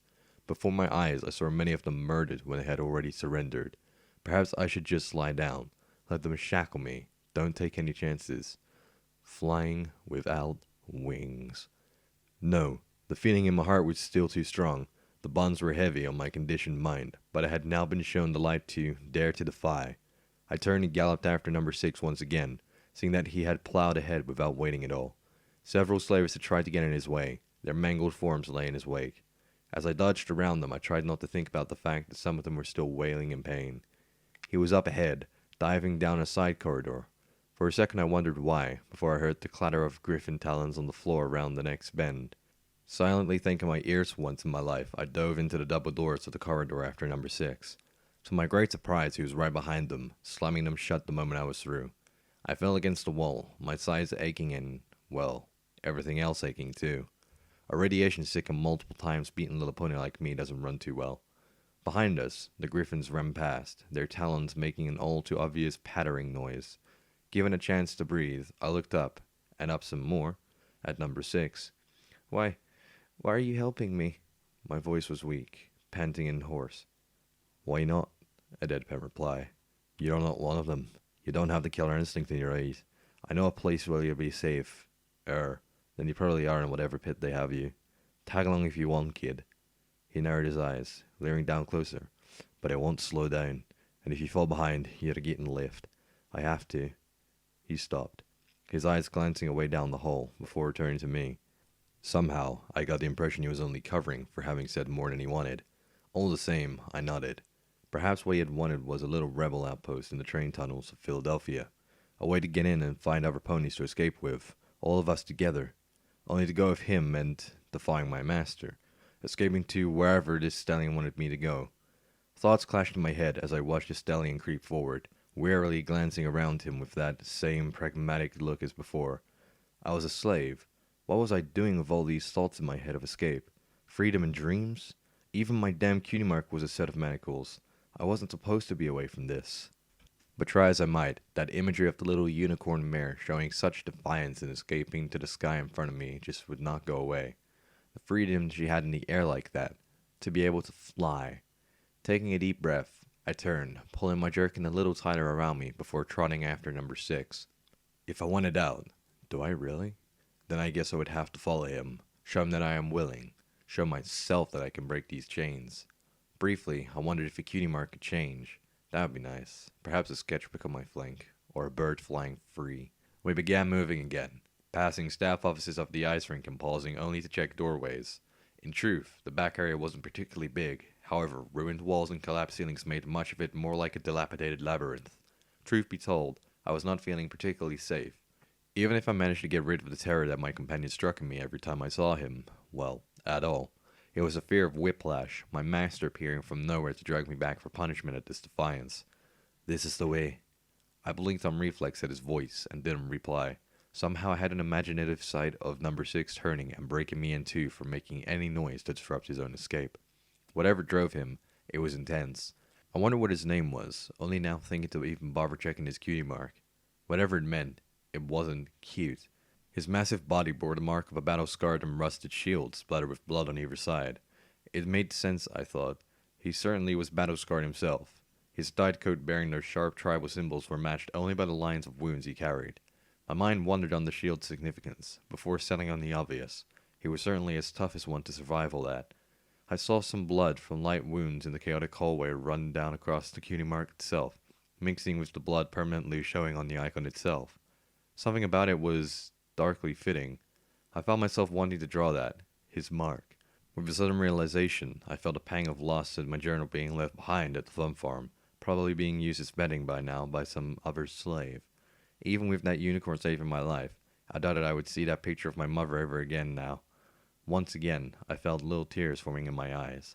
Sometimes I really wished I didn't cry so much in front of others, but it was like an unstoppable instinctive reaction. I almost walked directly into number 6's rump without thinking. He had stopped, staring at the doors in front of us. One was a standard office door, the other fire escape to the outside. A temporary leap of hope came to my mind as I imagined us sneaking out under the cover of this madness I could still hear outside and escaping to wherever this stallion had in mind. Reality came crashing home right back down to the waist by seeing the clunky form of one of those damn terminals beside it. The colorful swearing of my companion under his breath as he checked didn't seem to imply he knew what to do with them either. Locked. Why are they always locked? Ridiculous pieces of intellectual. While reading off a few words I'd never even heard, he vented his frustration by bucking the wall with one leg beside him, the strike offering up a sharp crack as the plaster broke under his hoof. I heard a squeak and a sudden sound. Damn it, why did I always have to? That hadn't been me. My poor hurting ears had heard something from behind the office door. Motioning to number 6, I really needed to ask his name. I pointed with a hoof toward the office. With a narrowing of his brow, he turned and bucked the door open. Or rather, clean off its hinges. Out! Now! He roared, diving into the room as I heard a scream of surprise and shock from within. Dragged by the tail and number 6's teeth, A worker for Red Eye was pulled into the corridor. The big stallion dumped him in front of the terminal, but held the buck's head looking down the corridor away from it. Right, I'm betting you know the way out, eh? He said, voice heavy but low and full of savage intent. He clearly just wanted this over with. I got the sense he didn't enjoy waiting around in the middle of what was fast to become almost a war zone if the riots escalated. No, I don't know any damn password to the terminal, he screamed in the stallion's face. I had to hand it to him. That was bravery. Or stupidity, I couldn't quite tell. So you know the password then, continued number 6, speaking factually in a low tone with a lethal-looking grimace. What? I didn't tell you I wanted it through a terminal. Oh. The buck looked around at the terminal, and back to the big slave holding him. Shit. Got that right. Number 6 immediately turned him around and bodily dragged the worker over to the terminal. I stood in just as much surprise as him. I hadn't spotted number 6's simple ploy either. Clearly he wasn't stupid. All the same, though, I began to fear him again. He had that look in his eye that I had seen before, when he had pounced the slavers back in Blackgate. This wasn't a slaver he was holding, though. For all he knew, it might just be a promoted slave. I ain't giving you the password, he wailed. Stern would gut me. I'll gut you if you don't do it now, countered 6. Or perhaps I'll start scalping your head off the wall until you do. Trust me, I know how to keep you conscious. He lowered his eyes. And even if you do pass out, I'm very patient. Screw you. Stern would kill me. There was a loud clang as the buck's head impacted with the metallic wall near the terminal, leaving a painful-looking indent. The password! Roared 6 into his ear. I winced, holding my own ears and backing up as far as I could. I didn't like how this was going. Fuck you, slave! Clang! A second indent. Blood sprayed from his nose and he wailed in pain, before spitting some in 6's face. Red Eye has things he can do to me that you never could. I'm too scared of him to worry about you. Clang. A third indent. Deeper this time. Shit. He seemed to pass out until number 6 battered him across the face with a hoof. I didn't like this at all. This wasn't persuasion or defense. This was simple, outright torture. Despite what he had said to me, I did not feel reassured by the stallion one little bit. There was something just unrestricted about him, like he chose to ignore all the barriers of morality. If it hadn't been for his words earlier, I would probably have just ran. However, he was making progress. The worker's survival instinct had seemed to kick in, now begging for his life. I tried not to listen, to shut it out and perhaps just hum to myself. Anything to avoid being part of this. Annoyingly, only one of that ridiculous Pink Pony's songs came to mind from the Fun Farm speakers. Right now, giggling was the last thing I wanted to do. Crick! I had to duck into the office to be sick, feeling my shrunken stomach doing its best to evacuate the little it had. Daring! I heard the worker wail. It's daring! Nay, wasn't that so simple, uttered 6, his gravelly deep voice not even showing a hint of emotion before turning and unlocking both the terminal and then the door. It clicked as the bolt unlocked. With a satisfied snort, he turned to the worker. I saw murder in his eyes. He didn't want any pony left alive to spill the beans. No, I told you. The worker clamored, crying in pain as he tried to drag himself on one snapped leg. Oh goddesses, it wasn't snapped at a joint, as number 6 snarled and dove for him. I managed to close my eyes in time as I saw his hoofs reach for the worker's neck, but even holding my ears didn't cut out the begs for mercy being cut short by an agonized squeal. Inside had been chaos. Outside was war. Slaves poured from the ice rink stadium doors still in huge and snaking surges of desperation. I saw slaves being crushed under the writhing masses of dirty ponies heading in all directions when two different currents of crowds collided. They fell screaming before being trampled to death. My own bruises from earlier seemed to throb in sympathy. No helpful mares were around to pull those poor souls out. Throughout it all, slavers galloped to and fro, pointing guns and screaming to round workers up. Many slaves made a break for it before being shot down, their cries standing out above the overall ambience of panic and disorder. Even here, a few feet from the side entrance, I was almost bowled over by terrified ponies trying to escape the lashes or to attempt to head for their own enclosures. How could any pony move through this? It was simply madness. But above the crowds, in the fun farm still, even more was happening. The fun farm roller coaster had somehow become active, the carts hurtling around the tracks at breakneck speeds. I witnessed guards opening fire on it. Who would end up in that thing? And why were they firing at it with a, "Get down!" I felt the stallion grab me roughly by the jerkin in his teeth, and homing behind the garbage bins kept at the back of the ice rink stadium before diving in himself. The rocket intended to detonate on the roller coaster had missed, before arcing on an unclear trajectory to slam into the ground nearby amidst the crowd. The concussive wave blasted my eardrums into a ringing deafness even as I felt earth and wet mud spluttering down around me while holding my head to the ground. Shaking so badly I might just fall over, I stood up and opened my eyes before closing them all right away. That hadn't been wet mud. I felt the stallion move. He was heading away already. Forcing my eyes to open, I began to limp after him, my sprained joint aching on every step. With a start, I noticed my jerkin had been half pulled from my body by the stallion's rough throw. I staggered as I reset it around me properly before following as best I could. I couldn't avoid looking to the side, seeing the horrific aftermath of the missile strike on the crowd, a smaller crater surrounded by mutilated bodies and shrapnel-torn slaves. No doubt they would simply be left to die. No pony else helped them. They all just continued to run in panic, fearing another missile any second. Guilty feelings reminded me that I was hardly stopping either. Terror clenched my gut like a vice as I struggled to see the stallion up ahead. He stood a head above any pony else in the area, but with my size, fighting through a crowd was next to impossible. I had to keep moving. Any second another missile might land or a slaver might open fire indiscriminately on the crowd. I had seen a couple doing that just earlier. Above, a wing of griffins soared over toward the roller coaster as I heard an immense crash from the building that housed Red Eye's operations in Philadelphia, the Fun Farm Barn. Had the roller coaster's cars crashed into it? Smoke billowed from one side as I saw Red Eye's forces moving to congregate on it. My attentions were brought back to the ground as a group of ponies rushed across the crowd lines. I saw 3 of them fall, taking out a dozen more with flailing hooves as they all collapsed to the ground amidst the panic. There wasn't any order now. Ponies all ran in different directions, even some back to the stadium. I dived, ducked, and weaved my way as best as I could through the insane obstacle course of flailing hooves and bodies. All it would take is one stray hoof and I'd be helpless on the floor. "Slaves! Halt, or you will be fired upon! Halt where you are now!" My instinct kicked in. I faltered, hooves trying to stop, but the crowd swept on me. The air was filled with screams, shrieks, and angry cries of bitter ponies trying to push their own way through. A young mare nearby clutched the lifeless buck, wailing as she cried over him, trampled to death. I saw 2 slaves begin fighting over who bumped who on purpose, hooves flying as they collapsed to the ground together. All around me, looks of terror ignored the commands across the PA system. I wondered if they had even heard it. Perhaps only I could. "Guards, open fire!" Battle saddles unleashed a torrent of firepower from the walkways above. Miniguns roared, huge anti-material rifles boomed, and magical weapons lent their own unique, disturbing zaps to the volley. Griffin handheld weapons joined the cacophony of weapon sounds as they picked out individual targets from above the crowd. Only now did I realize what had been happening. The slave crowd I'd ended up in was headed for the main gate. It may have been accidental. I bet most didn't even know where they were going in the mad rush out of the gunfire going around the stadium and the roller coaster, but I saw what Red Eye's forces had to do. To their eyes, the slaves were making a break for it, and they intended to punish it with enough blood to quell any rebellion amongst the shapeless masses.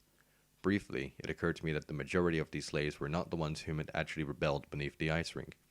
The front ranks were torn asunder. Ponies fell in droves as the fusillade of gunfire ripped into them. I could not see it, being too far back, but I heard the horrible sound of bullets impacting on flesh alongside the unsettling flares of ponies atomized or melted by magical energy weapons.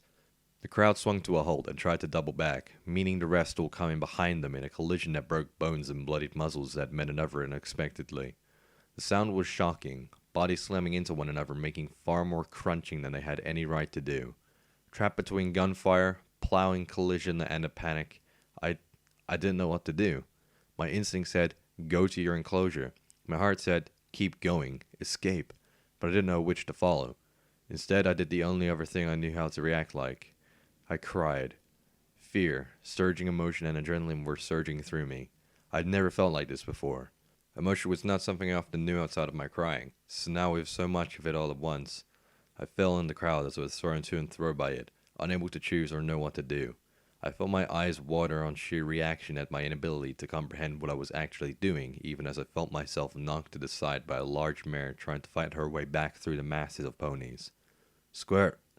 My eyes blinked open, wiping my tears before shrieking and diving to the side to avoid a pony crashing to the floor near me, stone dead from a bullet to the forehead. Ahead, off to the side of the crowd, was number 6, the stallion. He wasn't waiting, but he had shouted for me as he ran off down a side street deeper into Philadelphia. Many other ponies were all trying to escape that way off the main road. I could see gunshots trying to stop them, Clearly I wanted to herd us together. There were two choices. One followed the stallion into whatever place he was headed for, but to get to him, I would have to charge through an area pockmarked with bullets and sizzling with magical energy. A few ponies were making it through without harm toward that side street fine, but not all. The other was to stay here. Already I could feel the crowd quietening and begin to falter under the brutal tactics of the slavers to restore order. I would perhaps be safe enough until led back to my enclosure. To dare, or to falter. I looked out over the gunshots raking the area. I took a breath. Master Eye's voice boomed from the speakers. "Great workers of Philadelphia, cease this pointless violence." I faltered. "You have made such great strides with each passing day. Did I not reward such effort with the promise of a day of rest by the break of dawn today? Yes, and hear me, know that I am not given to breaking my promises to your generous efforts. This day shall remain yours, but this trivial panic will serve none. Not you, not me, not the unity that we all dream of attaining, but most of all, not the children that we strive to take to a better place with the great effort that we, together, have made. I ask of you all, would the future ascension of a safe and secure Equestria be the result of panic and disorder? Was chaos itself not the hell that we, long ago, escaped from? Remember your potential, fellow Equestrians.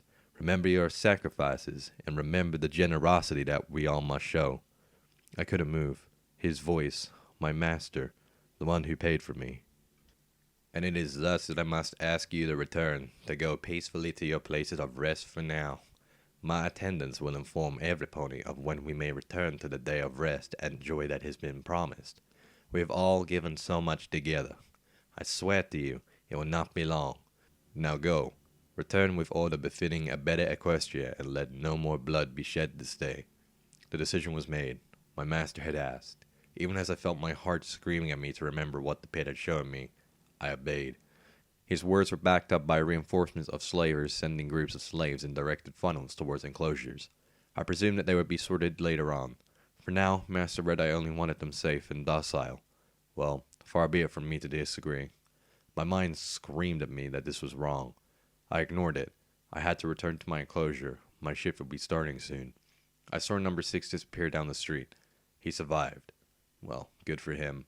I stood as still as slavers ran down the lines, directing us one way or another. I don't know how long I stood there, looking at my hooves, tears still dripping from my flowing eyes as I simply awaited my turn. "You there, get to the damn fun farm." "Mayor, not you, that one. Get back to your normal enclosure." "Head down the other side of Philly. Follow the Griffins." "You." The last was me. The slaver loomed over me. Who didn't? With a whip magically floating beside him. I couldn't help but keep my eyes trained on the serrated and bloodied edge of the whip itself. With obedience, I lowered my head. "You go back to the fun farm, slave," he shouted over the din around us, of a mass of slaves simply standing and feeling sorry for themselves. Corpses still littered the ground around us from the execution of them earlier. I began to see the reason. A simply practical solution to kill a few to stop them all instead of an ongoing riot killing so many more. Just like number 6 killed that work to remove evidence, it was just being practical. It wasn't my place to question. I was only ever the cog in the machine.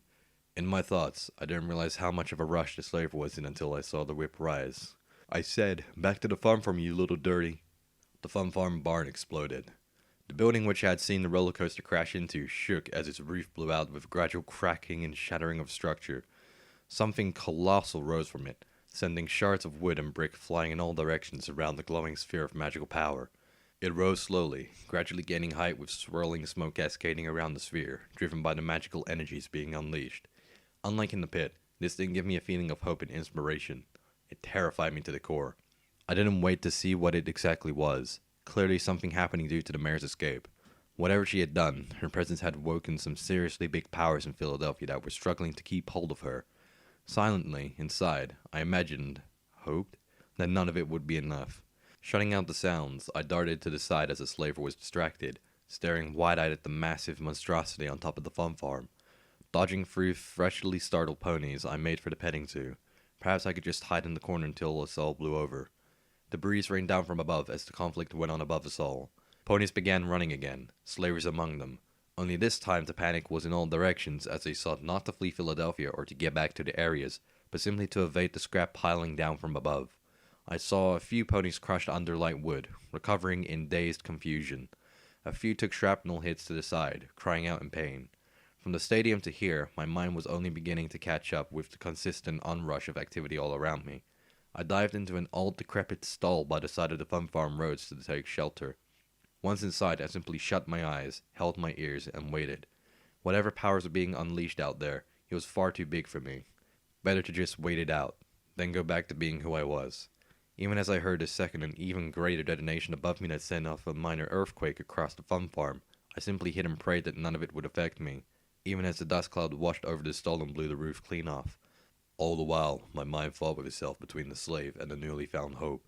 But old habits die hard. Hope lost. I had faltered back there, when given the choice between the free stallion and obeying my master. I had chosen to obey.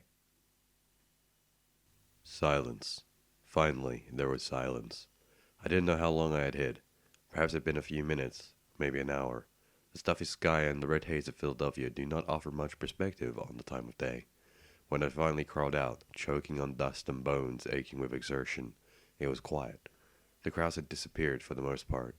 I still saw some slaves clustering in ditches beside the road or under what shelter they could, nursing wounds or huddling together for support. Occasional corpses still littered the fun farm's pathways and the street outside. About 100 meters away, I saw red-eyed guards beginning to clear the mass of bodies from the road where the slavers had opened fire on the crowds. No slavers were nearby. The majority were no doubt busy with the recovery efforts to bother with a few stragglers who would be rounded up soon enough. Plus, Red-Eye himself had said this was still a day of rest for us. Some rest it turned out to be. But even as I turned in a full circle, I saw no sign of whiplash. I saw no griffins shooting at me. No stallion urging me to break the rules and follow. No unicorn mare inspiring me to shake off the chains at last. As I stood in the aftermath, I felt incalculably alone. The peace wasn't to last long.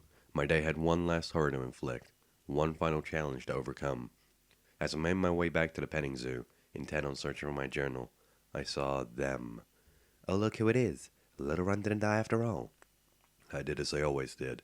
I put my head down, tried to ignore them, and head for the pigsty. The pigsty was no longer there. I heard them trot up behind me, before turning to face the music. I could sense this wasn't going to end well at all. I had no place to hide anymore, and there were no overseers around to stop them. I felt my sprained leg ache prematurely at the no doubt large amount of running to be involved soon. The trio were filthy, covered in grime, wounds, and dust from the massive crush earlier. I could only guess they wanted to take their anger out on some pony, and I had just wandered right in on time.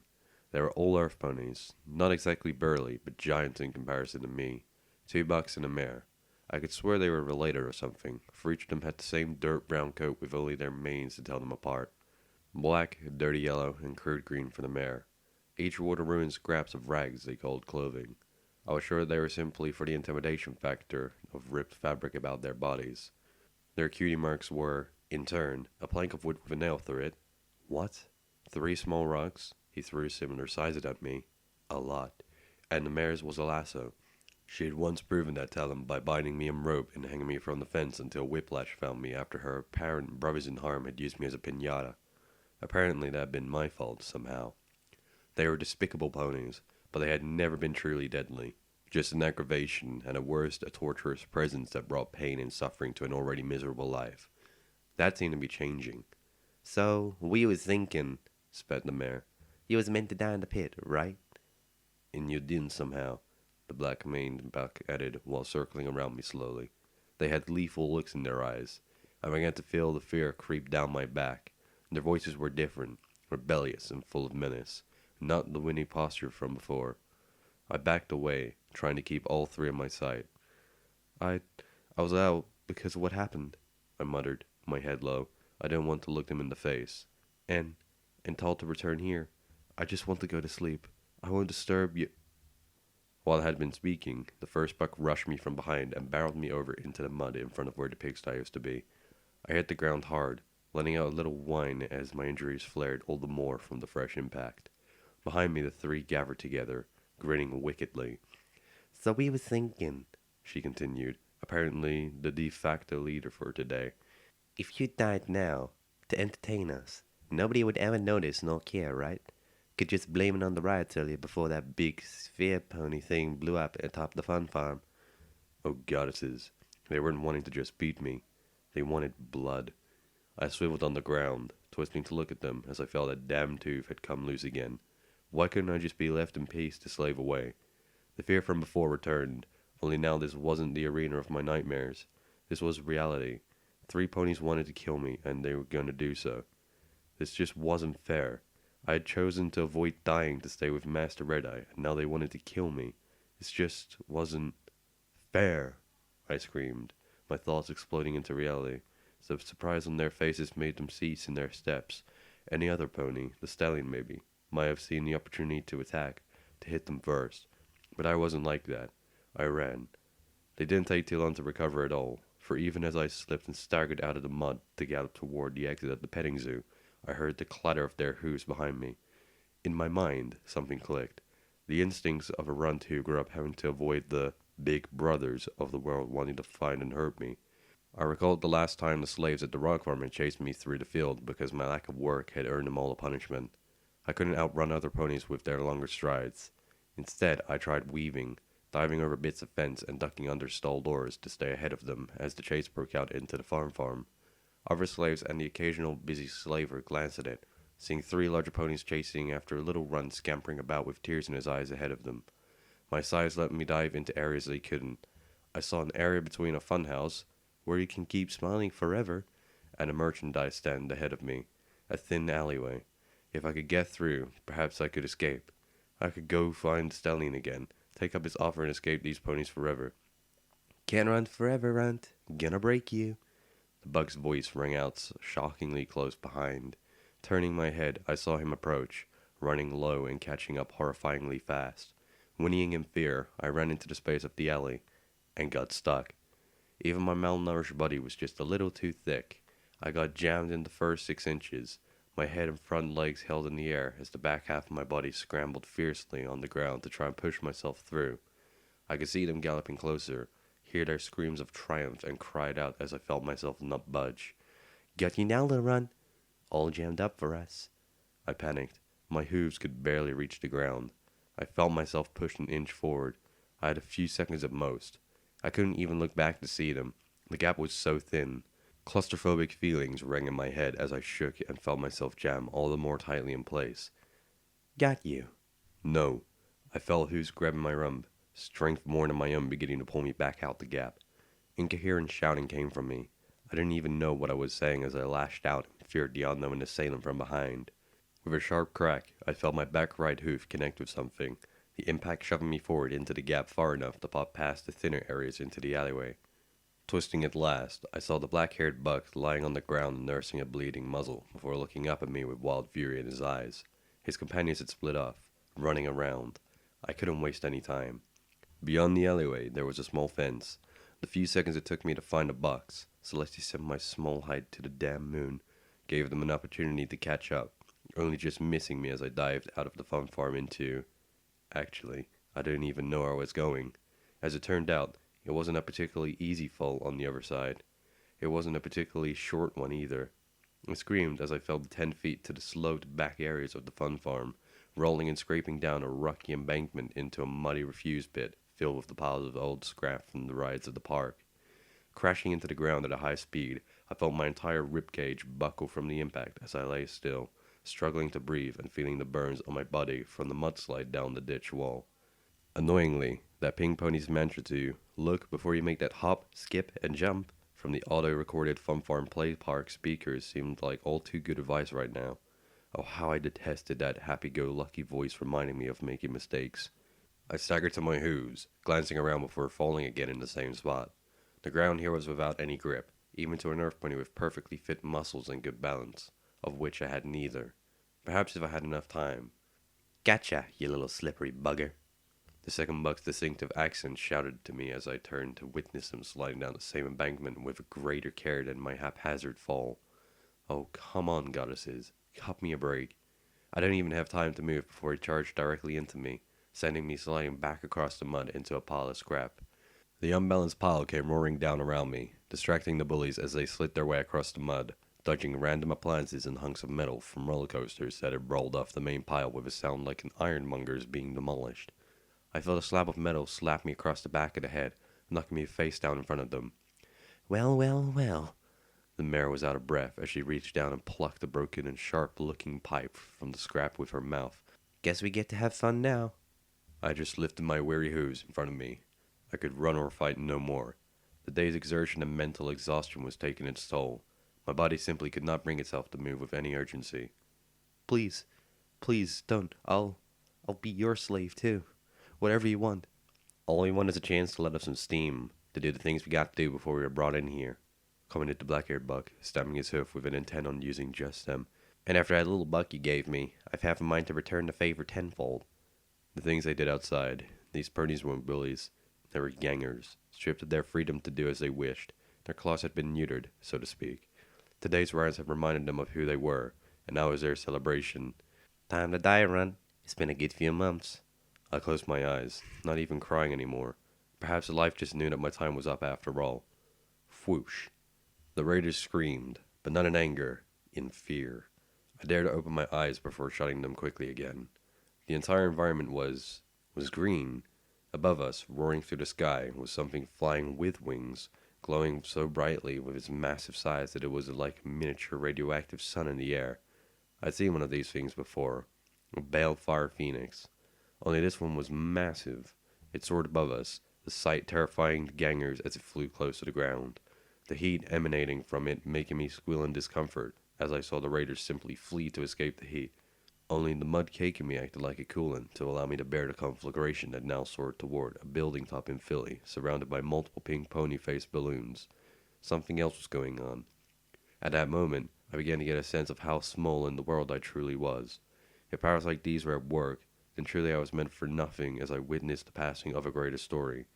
Even as I lay there and watched along with every other slave and slaver in Philadelphia, we were in awe as the massive beast stood atop the building. We couldn't see what it was facing, but somehow my heart just knew it was her. We were onlookers, the crowd gazing at the passing of history as we saw the phoenix curve from balloon to balloon, igniting them with scorching green red flame. I couldn't help a little satisfied grin as I saw at least a few of that damn pony's leering faces go down in flames, never to mortally stare at me every day again. It had come from nowhere. Not for me, I was just a witness, just as I had been to the mare's escape and the colossal beast atop the fun farm. I could not know the context or connection between them. All I knew is that it was a signal to make a choice. The goddesses, or that mare and her allies, had granted me a second chance, to dare or to falter. I lay down there for hours. The phoenix had long gone, the commotion on the building, whatever it was, now finished. I knew in my heart that the mare had escaped, with allies like that huge radioactive beast. How could she not? But now, I just sat in the mud. What else could I do? I couldn't go back to the petting zoo until I knew I would be protected by the slavers from those gang ponies. I couldn't strike out alone. The guards were ready to shoot on sight. So instead, I just wandered the refuge slowly, limping and trying to make sense of the day. My mind was at war once again. Part of me wanted to avoid all this, go back to what my cutie mark in my life told me I should do. Be a slave. That was what I am. But the other half could not forget that mysterious mare who had defied Red-Eye before my eyes in such iconic fashion. To escape to lead your own life. How could I not want to do that, too? But what would I even do with freedom? I couldn't make sense of the emotion. From the mare in the pit, to the mare who had looked at my sketchbook. From the gang trying to kill me to the stallion murdering and torturing ponies to help me escape with him. I realized I didn't even know any of their names. I thought back to drawing my own pictures, to wailing as I saw my mother in my own charcoal's rendition. A whole day of coincidence, luck, discovery, pain, and miracles. More than in the rest of my life combined. How could I, a slave who had never had to think for himself until today, make sense of all this? I bucked a scrap heap in frustration, before screaming as the resulting toppling revealed not more scrap, but the skeleton of a pony. The blackened bones clattered out, knocking against my legs even as I backpedaled furiously and fell on my rump again. Staring with wide eyes, I saw it was covered in rags and metal plates like makeshift armor. It was buckled and burned, probably from the megaspells. It wasn't the first time I had seen a skeleton. Hell, I had lived in the waste most of my life, but something struck me. Around its foreleg lay what at first appeared scrap metal, but memory pipped into my head. That mare's cutie mark. Before me lay a devastated and wrecked version of one of those devices. With shaking hooves, I tugged it off the skeleton's leg and began to turn it over a few times, studying it through wet eyes. The lock that kept it attached to the leg was broken. In fact, it wasn't even there at all. The screen was cracked and some buttons were missing entirely. On the inside, I saw exposed electronics of magic crystals that had shattered inside. And yet, I saw a small light flickering on it. The device was still active. Curiosity overcame fear. I started prodding at the machine, hoofing the buttons and turning dials. I even started fiddling with the wires, but to no avail. The most I could get from it was a sort of white noise when I hit one button that lasted until I hit it again. With a great cry of frustration, I threw down the device, the button clacking on again to fill the air with white noise as I let out every wound-up emotion I had on the offending device. I had been changed by one day. I didn't even know what I was thinking, let alone what to do. How was I meant to make sense of all of this? Mysterious mares and stallions, huge balefire phoenixes and random monsters popping out of buildings, a chance to escape and my damned instincts forcing me to stay and act out of the slave life I was meant for, learning to draw from my own, being within death's reach twice in one day, or more. Who knows how many bullets missed me. I was beaten, bruised, scared, bleeding, sick, and probably dying within a month, and now this damn device refused to tell me anything I needed to make sense of it all when I thought I had found a fucking link. With one hoof, I screamed and hurled the device away from me with a great cry of rage. How am I meant to make sense of this all? I galloped over, weary and sore, shouting at the device as though it were the cause of all this. I'm just a little slave. I don't have any freedom. I don't have any dreams. What am I meant to do? I collapsed, my head resting against it, and nudging a dial to twist it. I need someone to help me. Anyone. Just someone to show me the way. The dial twisted one bit more. The white noise stopped. Hello, Wastelanders. This is, of course, your friendly little light in the good old horrible equestrian wasteland, day in and out, DJ Pondry. I'm here with, you guessed it, that thing that used to give us all the blues. Yep, it's the news. And let me tell you, little ponies, though I have some good stuff for you today following the activities of every pony's favorite stable dweller out there in the blasted pits of Philadelphia. Footnote. Perk attained. Lucky break. Whatever has changed for you, it has been for the better. Perhaps you have been working on a sixth sense, or maybe you found a lucky charm. You gain +1 to your luck statistic.